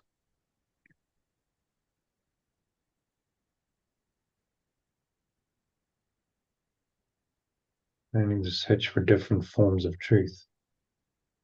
It's an interesting one. So we think that whatever we find in this world is a truth. And then my truth is different from yours because we all follow different paths. We all value things differently. And this will prevent me from reaching the truth. The one truth that underlies all the different forms, transcends all the different forms of truth.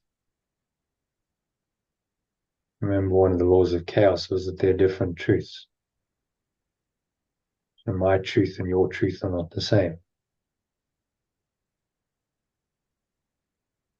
But this teaching says the truth is true, and it remains true irrespective of your opinion about it. That's just your opinion. And the truth itself remains unaffected by all opinion. All right, happy with number 6? Yeah. 7. Think not that happiness is ever found by following a road away from it. Think not that happiness is ever found by following a road away from I will not think. it. This I will makes not no think that happiness is ever found. this, Following.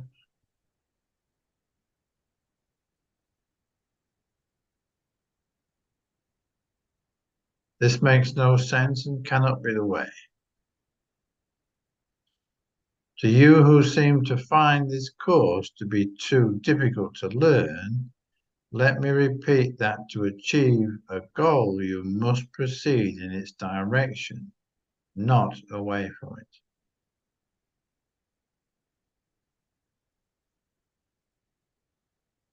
To me who seem to find this course, to me who seems to find this course to be too difficult to learn, let me repeat that to achieve a goal, I must proceed in its direction, not away from it. No, so me who seem to find this course beautiful to learn, Yeshua emphasizes.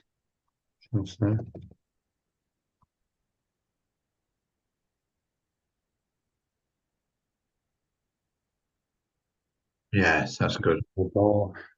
Yeah. Yeshua emphasizes that to achieve a goal, I must proceed in its direction, not away from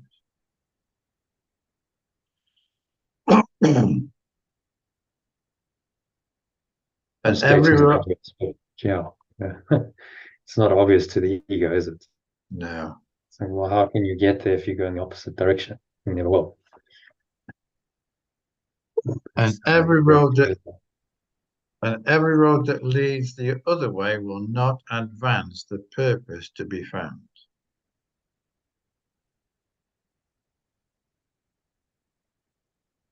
And every road that leads the other way will not my to be my true purpose.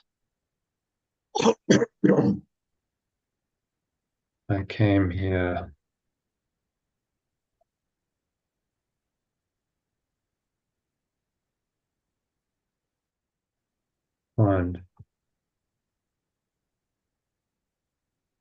If this be difficult to understand, then is this course impossible to learn? If this be difficult to understand, then is this course impossible to learn?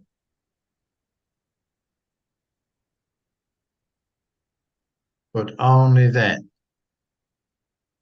For otherwise, it is a simple teaching in the obvious.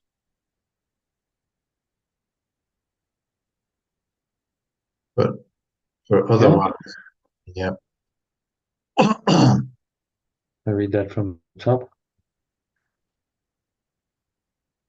I will not think that happiness is ever found by following a path away from it. This makes no sense and cannot be the right way. To me, who seem to find this course to be too difficult to learn, Yeshua emphasizes that to achieve a goal, I must proceed in its direction, not away from it. And every road that leads the other way will not advance my true purpose that I came here to find.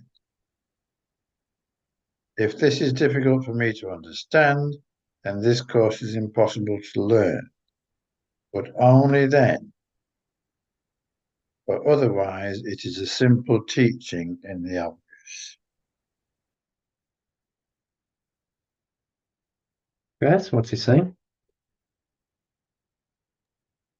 So we're saying here that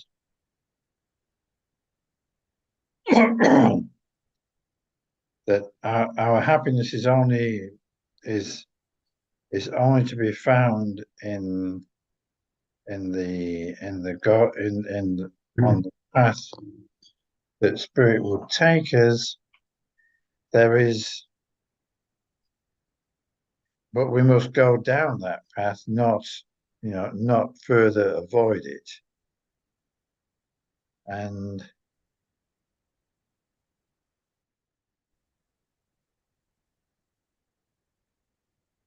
if I don't understand this, then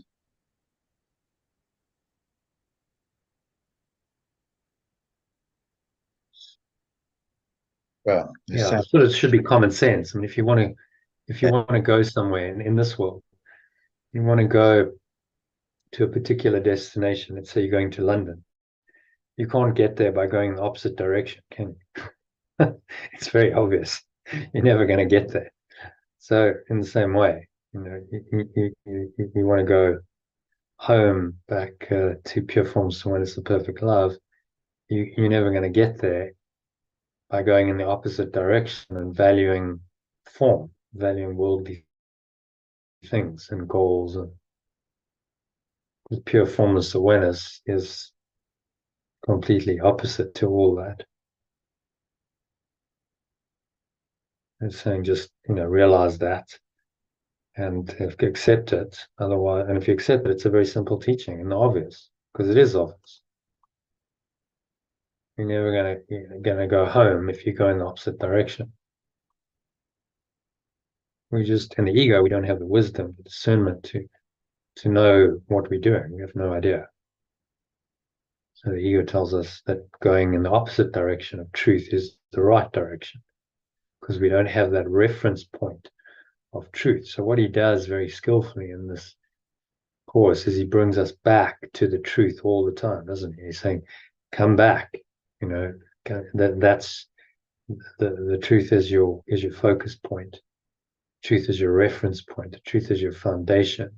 And you keep coming back to that then starts to rewire your mind to be focused on that and that alone, and be able to see, what is then going in the opposite direction from that. And then choose to not follow those paths. So he just has to keep reiterating over and over the truth.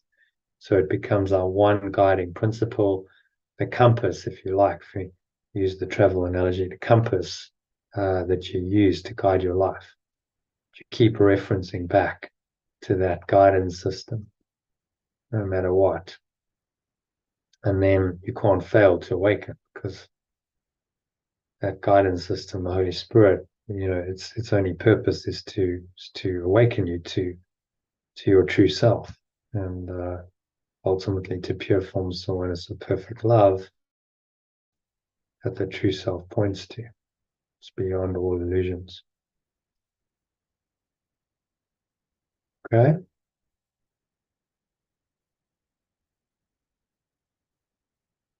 Yeah, We're happy yeah, with that's good. number Yeah, 7. We want yeah. 8. We want to number 8. There is a choice that you have power to make when you have seen the real alternatives. There is a choice that I have power to make when I have seen the real alternatives. Until that point is reached, you have no choice, and you can but decide how you would choose the better to deceive yourself again. Until that point is reached, I have no choice, and I can only decide how I would choose the better to deceive myself again. This course I attempts choose to better deceive myself again.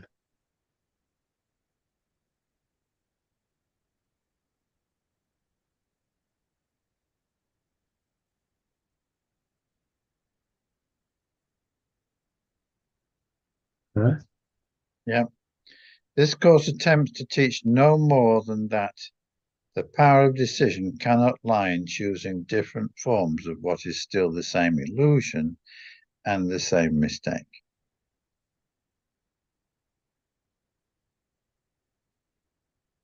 Stays the same. Huh? All choices in the world depend on this. You choose between your brother and yourself, and you will gain as much as he will lose. And what you lose is what is given him.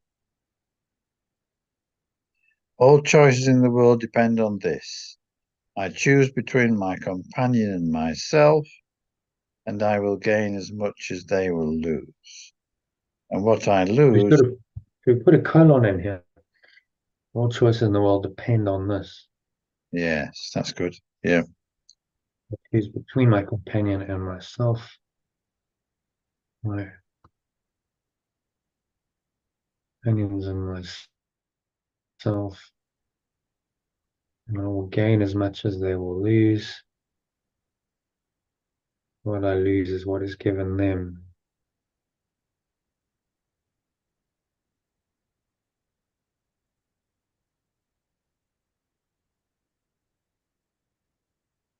Gain as much as they will lose. And what I lose is what is given to them. So these are, this is the world's thought system. We look at how our lives work here, how commerce, business, and so on works. It's a win-loss. I gain something, you lose. I will gain as much as they will lose. What I lose is what is given to them. So I give you money, which is now lost to me, and then, I want something in exchange for that. There's nothing unconditional about it. It's just, well, that's the construct. So, you might work within it and play the game. If you're running a business, then you'll have to, but it's not the truth. As he says, number 5, how utterly opposed to truth.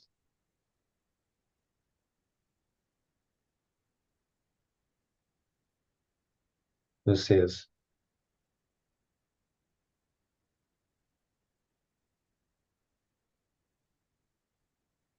John, are you still there? I am. I'm very much fading though, John. Hmm. Uh, how utterly opposed to truth this is when all the lesson's purpose is to teach that what my companion loses I have lost, and what they gain is what is given me.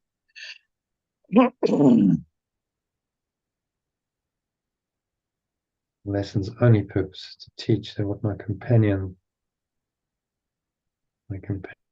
lose,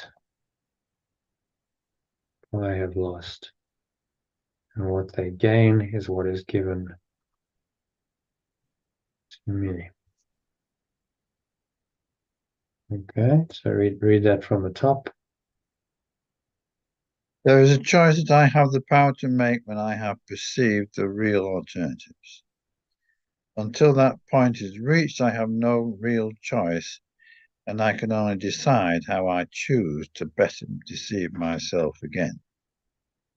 This course attempts to teach no more than that the power of decision cannot lie in choosing different forms of what is still the same illusion and the same mistake. All choices in the world depend on this. I choose between my companions and myself, and I will gain as much as they will lose, and what I lose is what is given to them. How utterly opposed to truth this is, when the lesson's only purpose is to teach that what my companions lose I have lost, and what they gain is what is given to me. Okay, so what's he saying in that one?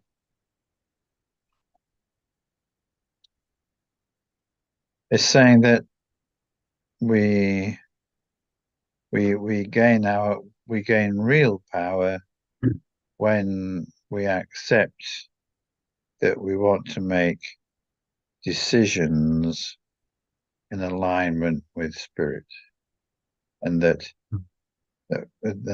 there are effectively no other choices apart. Hmm.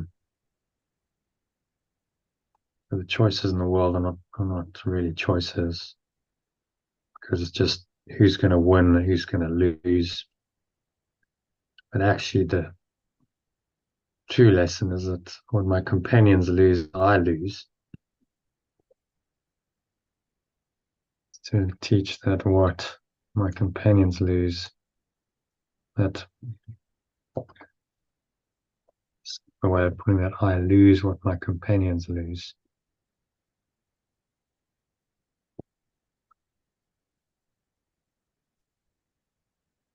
And I gain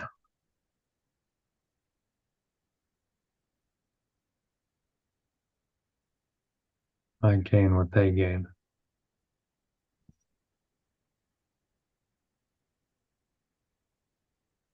Simpler to say it like that, isn't it? Yeah, I think I'm going to have to leave you to finish off.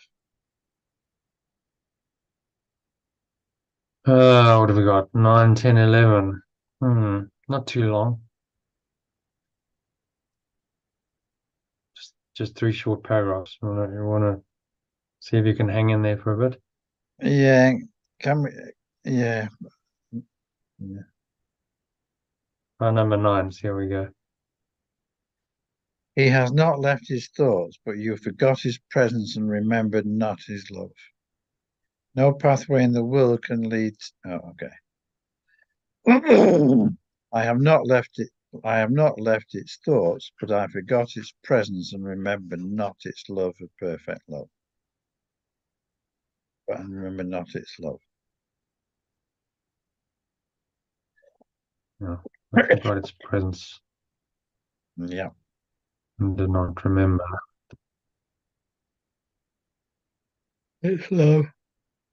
its love.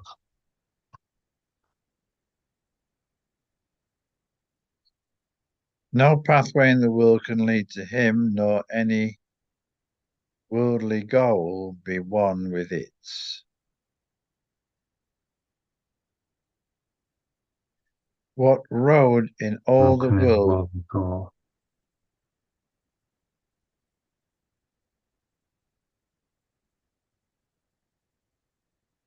What road in all the world would lead within, when every road was made to separate the journey from the purpose it must have, unless it be but futile wandering?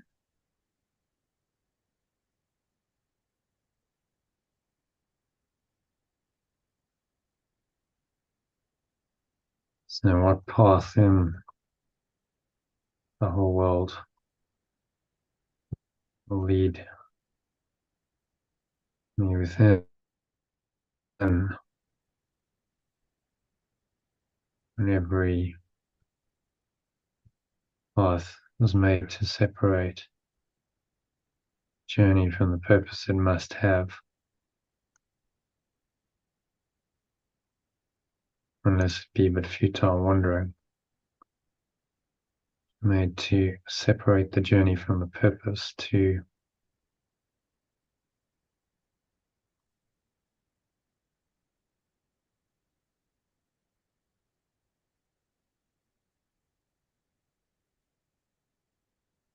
separate my journey from the purpose, to prevent my journey,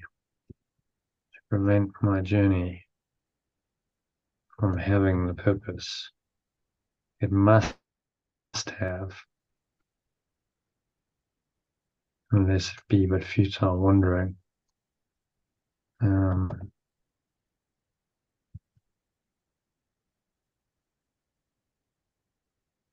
not be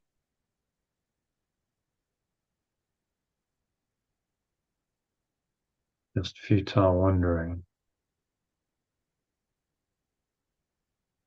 Must have not to be just futile wandering. All Number roads 5. that lead away from what I am will lead me to confusion and despair.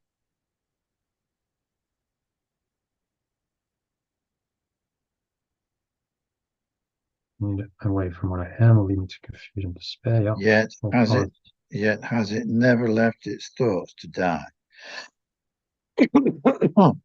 without their source forever in themselves.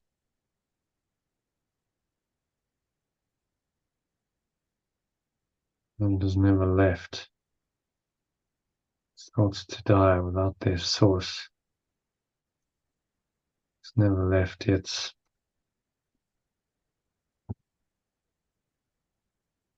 own awareness, shall we say.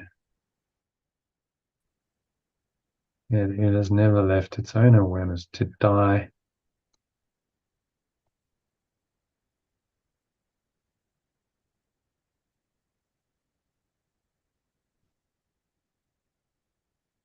without its source forever.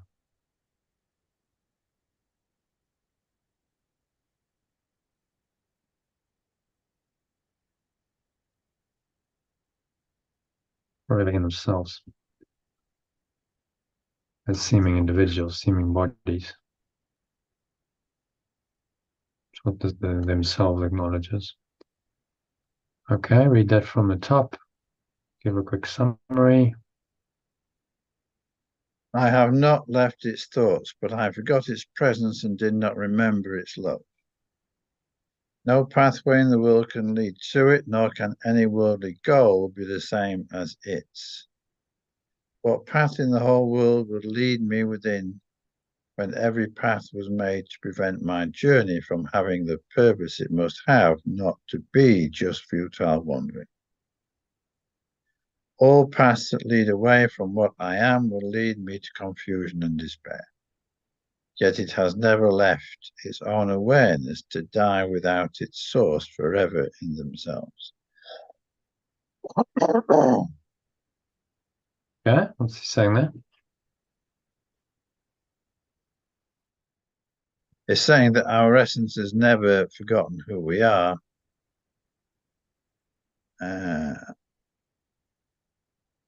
And it's time to stop deviating from, bring off. And the paths in the world just distract us and confuse us. But actually, the truth is that we came here only for one reason, and that's to find our source, find our true awareness. It's the only purpose of the world. All right, so we've got 2 very short ones. How about we just persevere and do it? It's 10 and 11. They're not long at all. 11 is very short. 10 is only one sentence longer than that. So. Yeah. He has not left his thoughts. I have not left its thoughts. He could no more depart from them than they could keep him out. It could no more depart from them than they could keep it out. Just pause there. The second one is it has not. He is God. So it is not left. It's translate thoughts as awareness. It is not left its awareness. Could no more depart from them.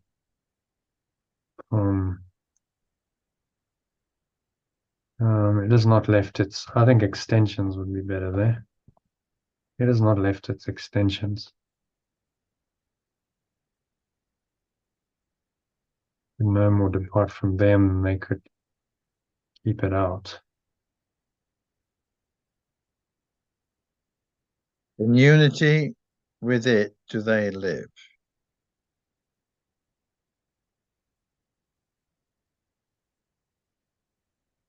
They live in unity with it. And in their oneness both are kept complete.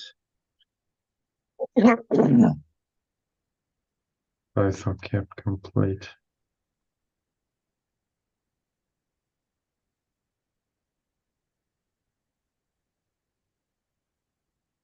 Kept complete in their oneness. So the extension, the source, Father and the Son are one, kept complete in their oneness. They live in the unity, and there is no path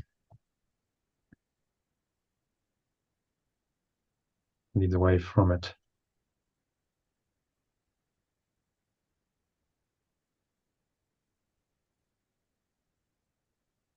Number 5. A journey from myself does not exist. How foolish and insane it is to think that there could be a road with such an aim.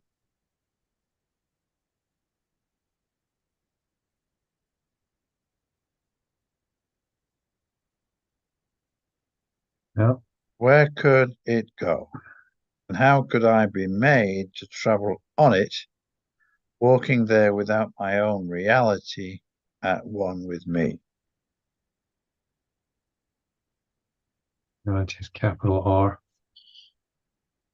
Mm.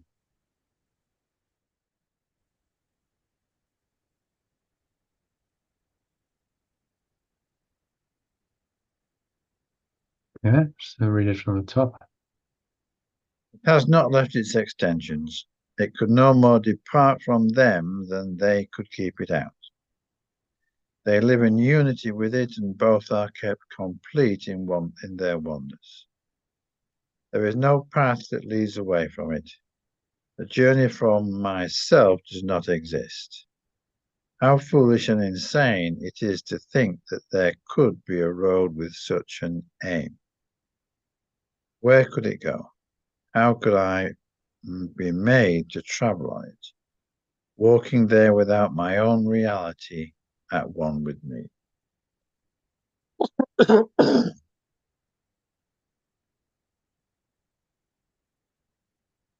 And that is at one with me. So what's he saying in this one? So he's saying that despite whatever happens, our spiritual connection has stayed with us, and and and we will recognize that we didn't actually go on any journey at all because we were always at home. Hmm. So not really possible. The journey away from God doesn't really exist.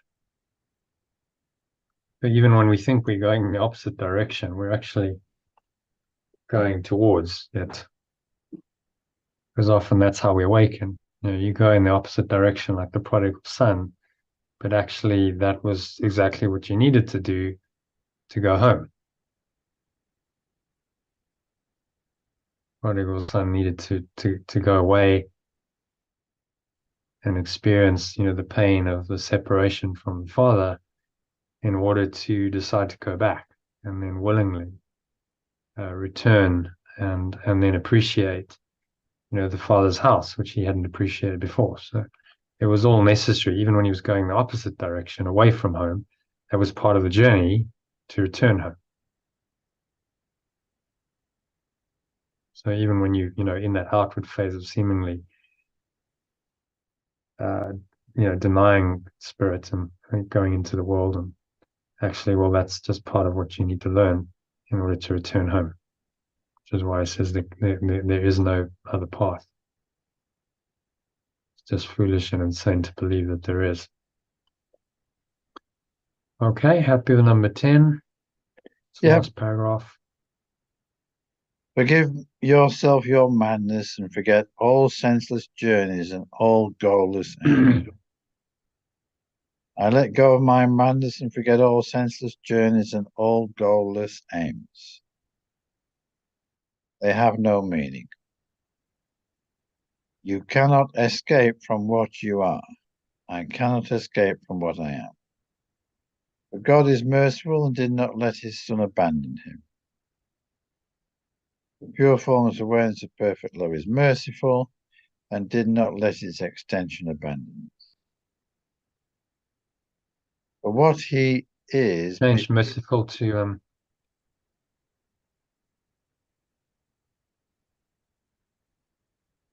is loving and kind.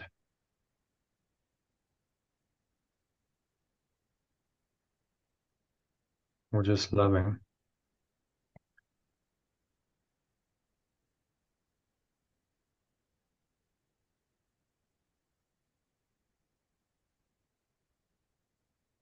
Did not let its extension abandon it.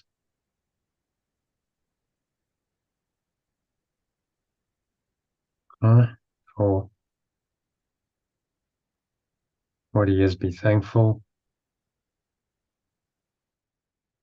For in that is my escape from madness and from death. Nowhere. Change that to I am thankful for what it is.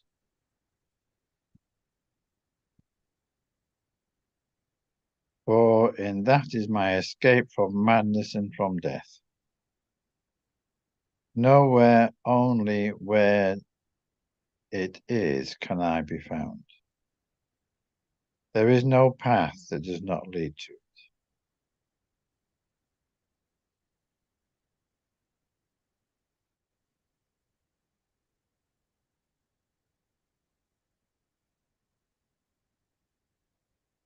For my escape.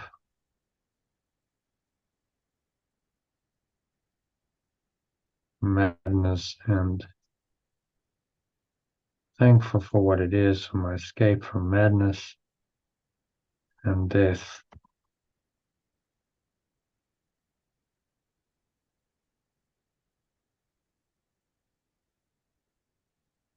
Lies.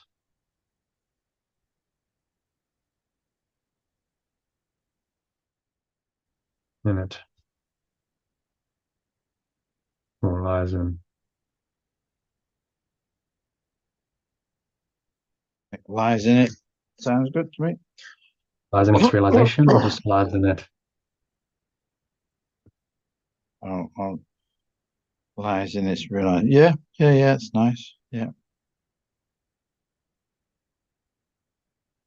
This realization, maybe. I'm thankful for what it is. Where my escape from madness and death lies in this realization.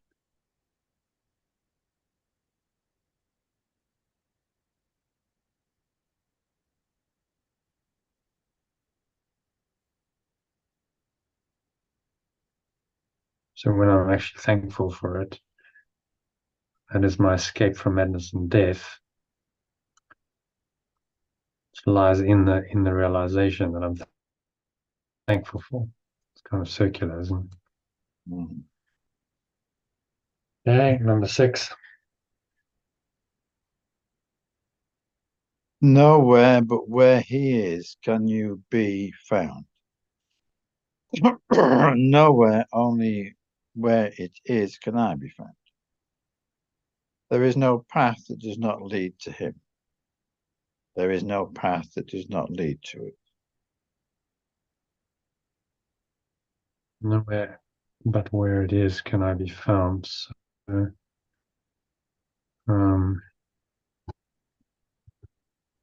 I can,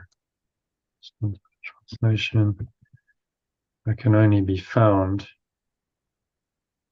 where it is, much simpler.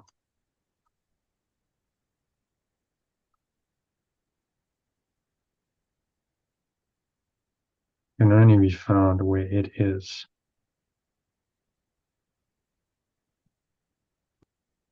And there's no path that does not lead to it. Let's read that from the top in the alternative. I let go of my madness and forget all senseless journeys and all goalless aims. They have no meaning. I cannot escape from what I am. The pure formless awareness of perfect love is loving and did not let its extension abandon it. I am thankful for what it is. For my escape from madness and death lies in this realization. I can only be found where it is, and there is no path that does not lead to it.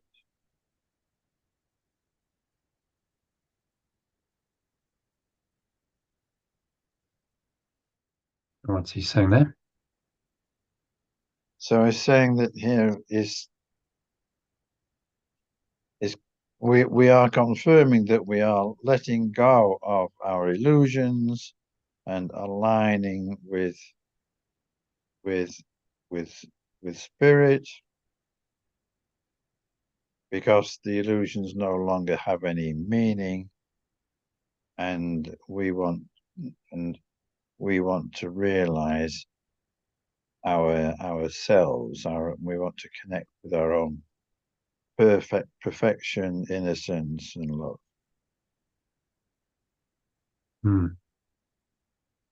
I can only be found. Can you be found? I can only be found. I can only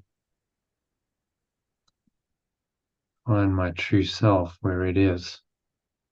Do we leave it as I can only be found?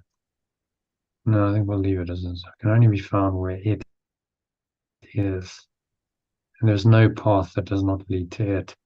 So even when we think we're going away from it and denying it, actually that path will lead us to it.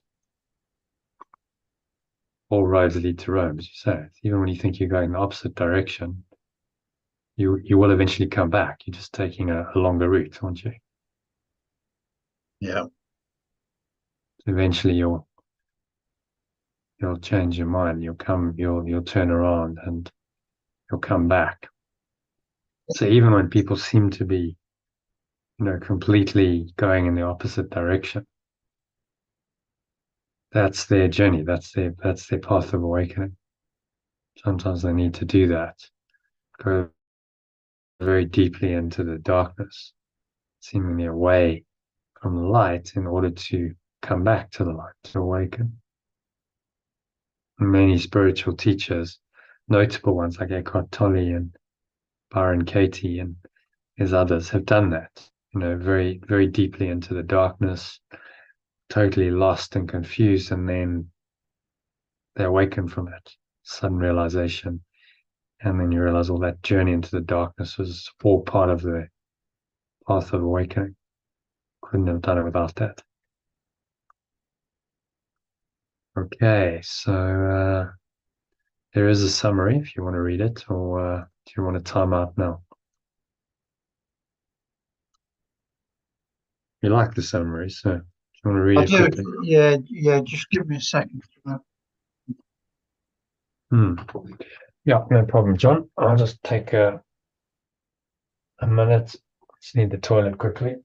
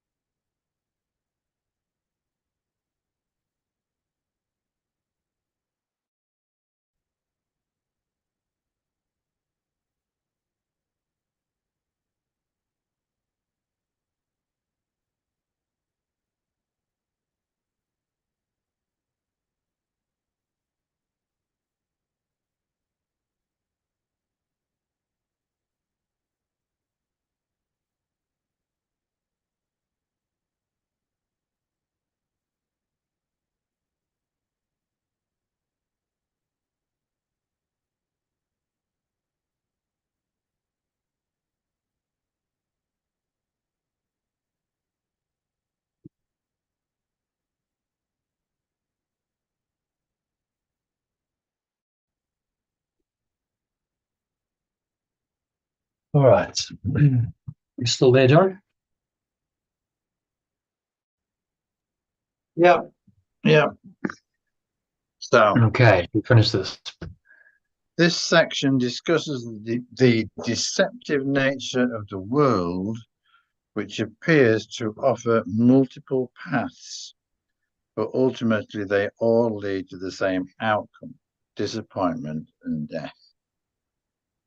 I recognize that genuine choices aren't illusions, however. The world provides none that lead to true fulfillment.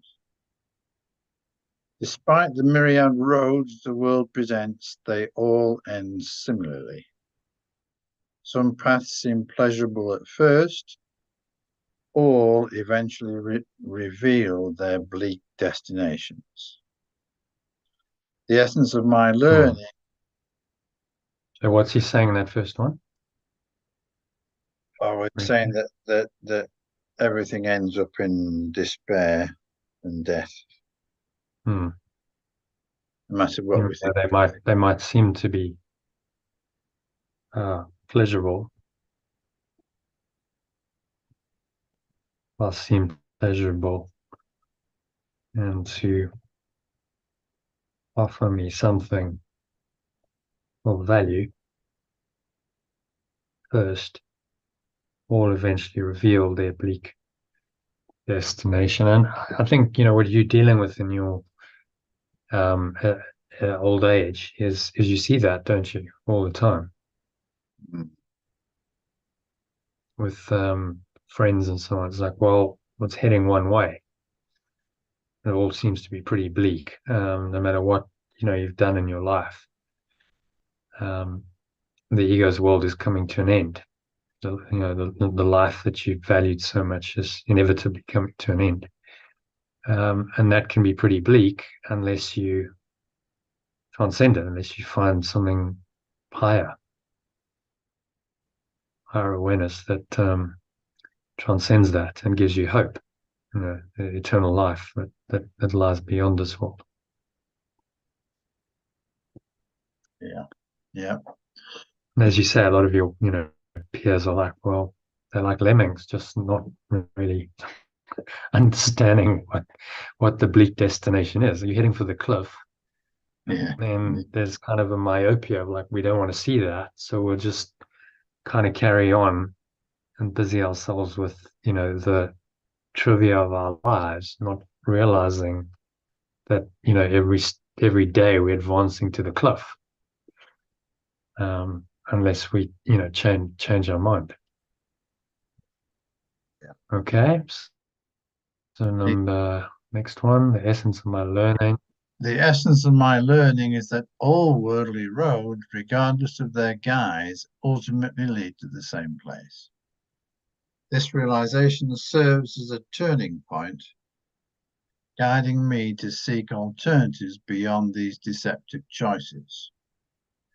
Only when I understand the futility of the world's offerings can I truly begin to look for another way. The real power of choice emerges when I perceive the real alternatives. Until then, any decision I make is just an illusion, merely a selection between different forms of the same deception. What's he saying there? What's it saying there? We're saying the same thing again, really, in a slightly different way. Is that as we understand that all roads don't go anywhere, we decide that we do want to find another way. Yeah, and it's necessary. You've got to see that the road you're on is a road to nowhere in order to turn around. If you don't know it's going nowhere, then you'll blindly pursue it, and eventually you will discover that it goes nowhere. It was actually a worldly analogy when I was staying in McGregor. You remember when we did the course, Art of Letting Go course? I was in that town called McGregor in the Yes. Cape, and there was a road that went out of there, and it went nowhere. It looked like it was going somewhere, Oh, yeah, yeah. but it ended up in the mountains and they didn't finish it. So it was literally the road to nowhere, but it looked promising to start with. So you could have pursued that for miles and then you would have ended up in a dead end. That's kind of what all the roads of this world are, the road to nowhere, but they seem, quite promising. Oh, that looks, that's going somewhere because it seems like it's going somewhere. But if you follow it, you eventually end up at a dead end, literally, because you end up at death, and then you have to turn around and go the other way. And usually that means another lifetime. If you've used your lifespan up on illusions, you then have to have another go and have another chance to make a different choice. So instead of choosing the road to nowhere, he's saying, well, look, let's just wise up and realize that they're all the same road going nowhere and make a different choice now. You don't have to pursue it to its futile end to learn this. You can just learn from what he's telling us and from your experience and observation. If you just an astute observer of life, you can learn this, can't you? It's not rocket science to see what happens in every human life. It all ends in the same outcome, which is death. So if you're honest about that, well, therein lies your awakening because you'll make another choice. Say, I'm not going to follow that way because it leads to inevitable death. So, and then you start making another choice for eternal life. Okay. Next one. Are we in conclusion? I think we are, aren't we? In conclusion, I must let go of my misguided pursuits. No, uh, every worldly road. Okay. Henry number 3. Yeah. Every worldly road is designed to divert me away from my true self. Any path that aims to separate me from my essence is futile. All roads that lead me away from my true nature being confusion and despair. Yet there is a comforting truth. I have never truly left the pure form's awareness of perfect love. Any belief that there's a journey away from this awareness is both foolish and without any foundation in truth. Yeah. So what's he saying? So is saying here that all worldly paths are diversions, but be assured that you've never ultimately left your home. The home is truth. Our home is still with us, Hmm. even though it might be hidden. Yeah. So it's still with us. It's always there. And that's always the revelation that happens when people awaken from whatever darkness they've been in. It's like, oh my God, it was always there. It's always already there. I just didn't know it. So what a, magnificent surprise to discover that what I thought I'd lost is actually there. It was always there. Just didn't know it. Any belief that there's a journey away from this awareness is both foolish and without any foundation of truth. So even if you think you can go away from it, you can't really, because then that's your journey back to it. Just sometimes a very roundabout journey, and you have to go seemingly far away from it in order to find your way back. But nevertheless, it's all part of that journey home. Just like the parable of the prodigal son explains.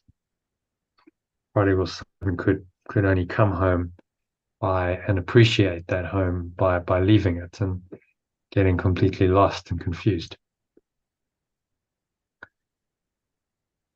Okay. So last one in conclusion. In conclusion, I must let go of my misguided pursuits and aimless journeys. True salvation lies in acknowledging and being thankful for what I truly am. Only in this pure formless awareness of perfect love can I find my genuine self. and any path that doesn't lead to it holds no real value.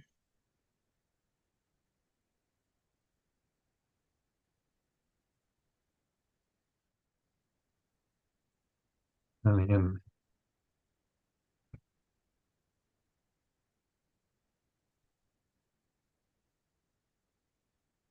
I can only find my true self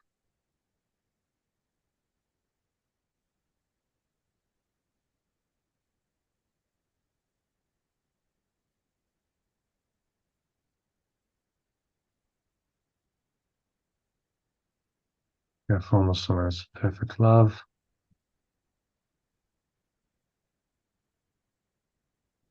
Any path that doesn't lead to it holds no real value for me. You've got one too many eyes in that last sentence, John. I can only find. Yeah, excellent. So it's saying here that we let go of our pointless journeys and realize who we really are. Yeah, I can only find that in pure formless awareness of perfect love and nowhere else. So any attempt to go somewhere else is pointless, futile, foolish, and won't work because eventually you'll come back. It's like a boomerang. You can't actually throw it away. It's got to come back. That's its design. Even when you do think you're chucking it away, the boomerang's quite a good analogy, isn't it? So even when you think you're hurling it away, that's just part of its journey back. So it's going to come back because that's what it's designed to do. So it's the same with our minds. We cannot ever really go away from our own true awareness because it's our true awareness. It's not possible. And that's very comforting to realize, isn't it? It's like, well, I can't actually ever really be lost. I can't ever completely screw it up because it's always there and there's nothing I can do to destroy it. So why don't I just, wise up a bit and start accepting it instead of trying to keep destroying it and not succeeding. It's like that, that scene in the movie I mentioned, it's the Star Wars movie. The guy's like trying his hardest to destroy this. It's like empties the whole armory, this massive, army, like all the firepower on it. And then, he tries himself with his lightsaber and he can't do it. Not possible. It's like, well, try as you like, it's not going to happen. So just, give it up. Give up the pointless, futile, self attempt to destroy what cannot be destroyed and accept it instead as true and accept it for yourself. Okay, and then just the key message, which is summary of the summary. I recognize the world's deceptive paths so leading to disappointment. The ability to make true choices emerges when I perceive real alternatives. Worldly roads divert me from my true self, but I've never really been without pure formless awareness of perfect love, which is always available for me to choose. There is no path that does not ultimately lead to this awareness.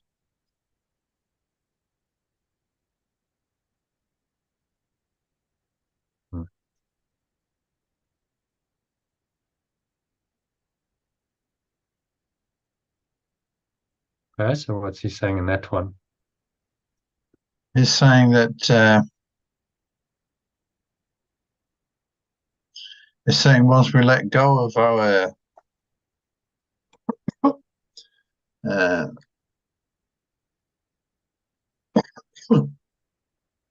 once we stop going down false routes and accept that we actually have we want to find our real selves, we can then discover that our true self is within and has always been so.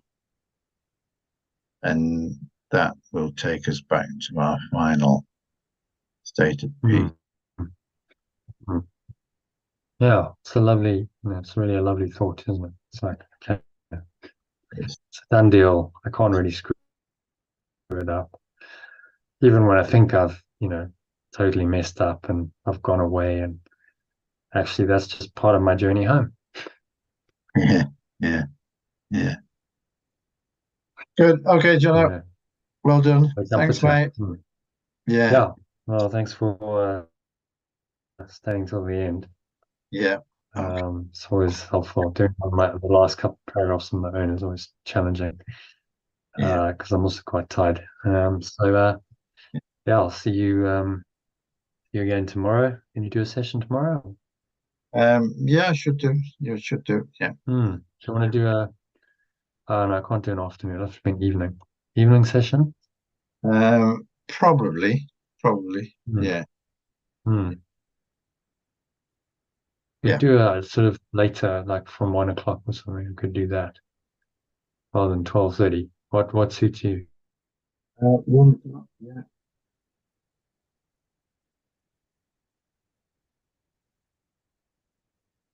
No, it normally suits Elaine. The evenings normally suit her. So should we just do evening? Well, you choose, John, and I'll join if I can. Yeah. All right. We'll do an evening then. Okay. Okay, John. Thanks so much. Okay. Okay, mate. Cheers for now. All right. Sleep well. Namaste. So that's a wrap for tonight. Thank you to John for joining, making that session possible, and staying till the end. Hope you enjoyed that if you've listened in and watched the live stream. So join us for one of these live sessions soon. You can register below. There's a link. You can go to thealg.com.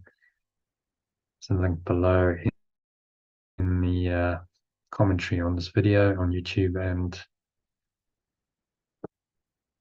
sign up to join us this Sunday for a masterclass. You can also get a Telegram message with an inspirational quote and the daily workbook lesson sent to you. There's a link below to do that. And if you're not yet subscribed to the channel and you like this video, then please subscribe. And I hope to catch you on the inside soon. Thank you, and namaste, which means the truth in me, true self in me, acknowledges and honors that same true self in you.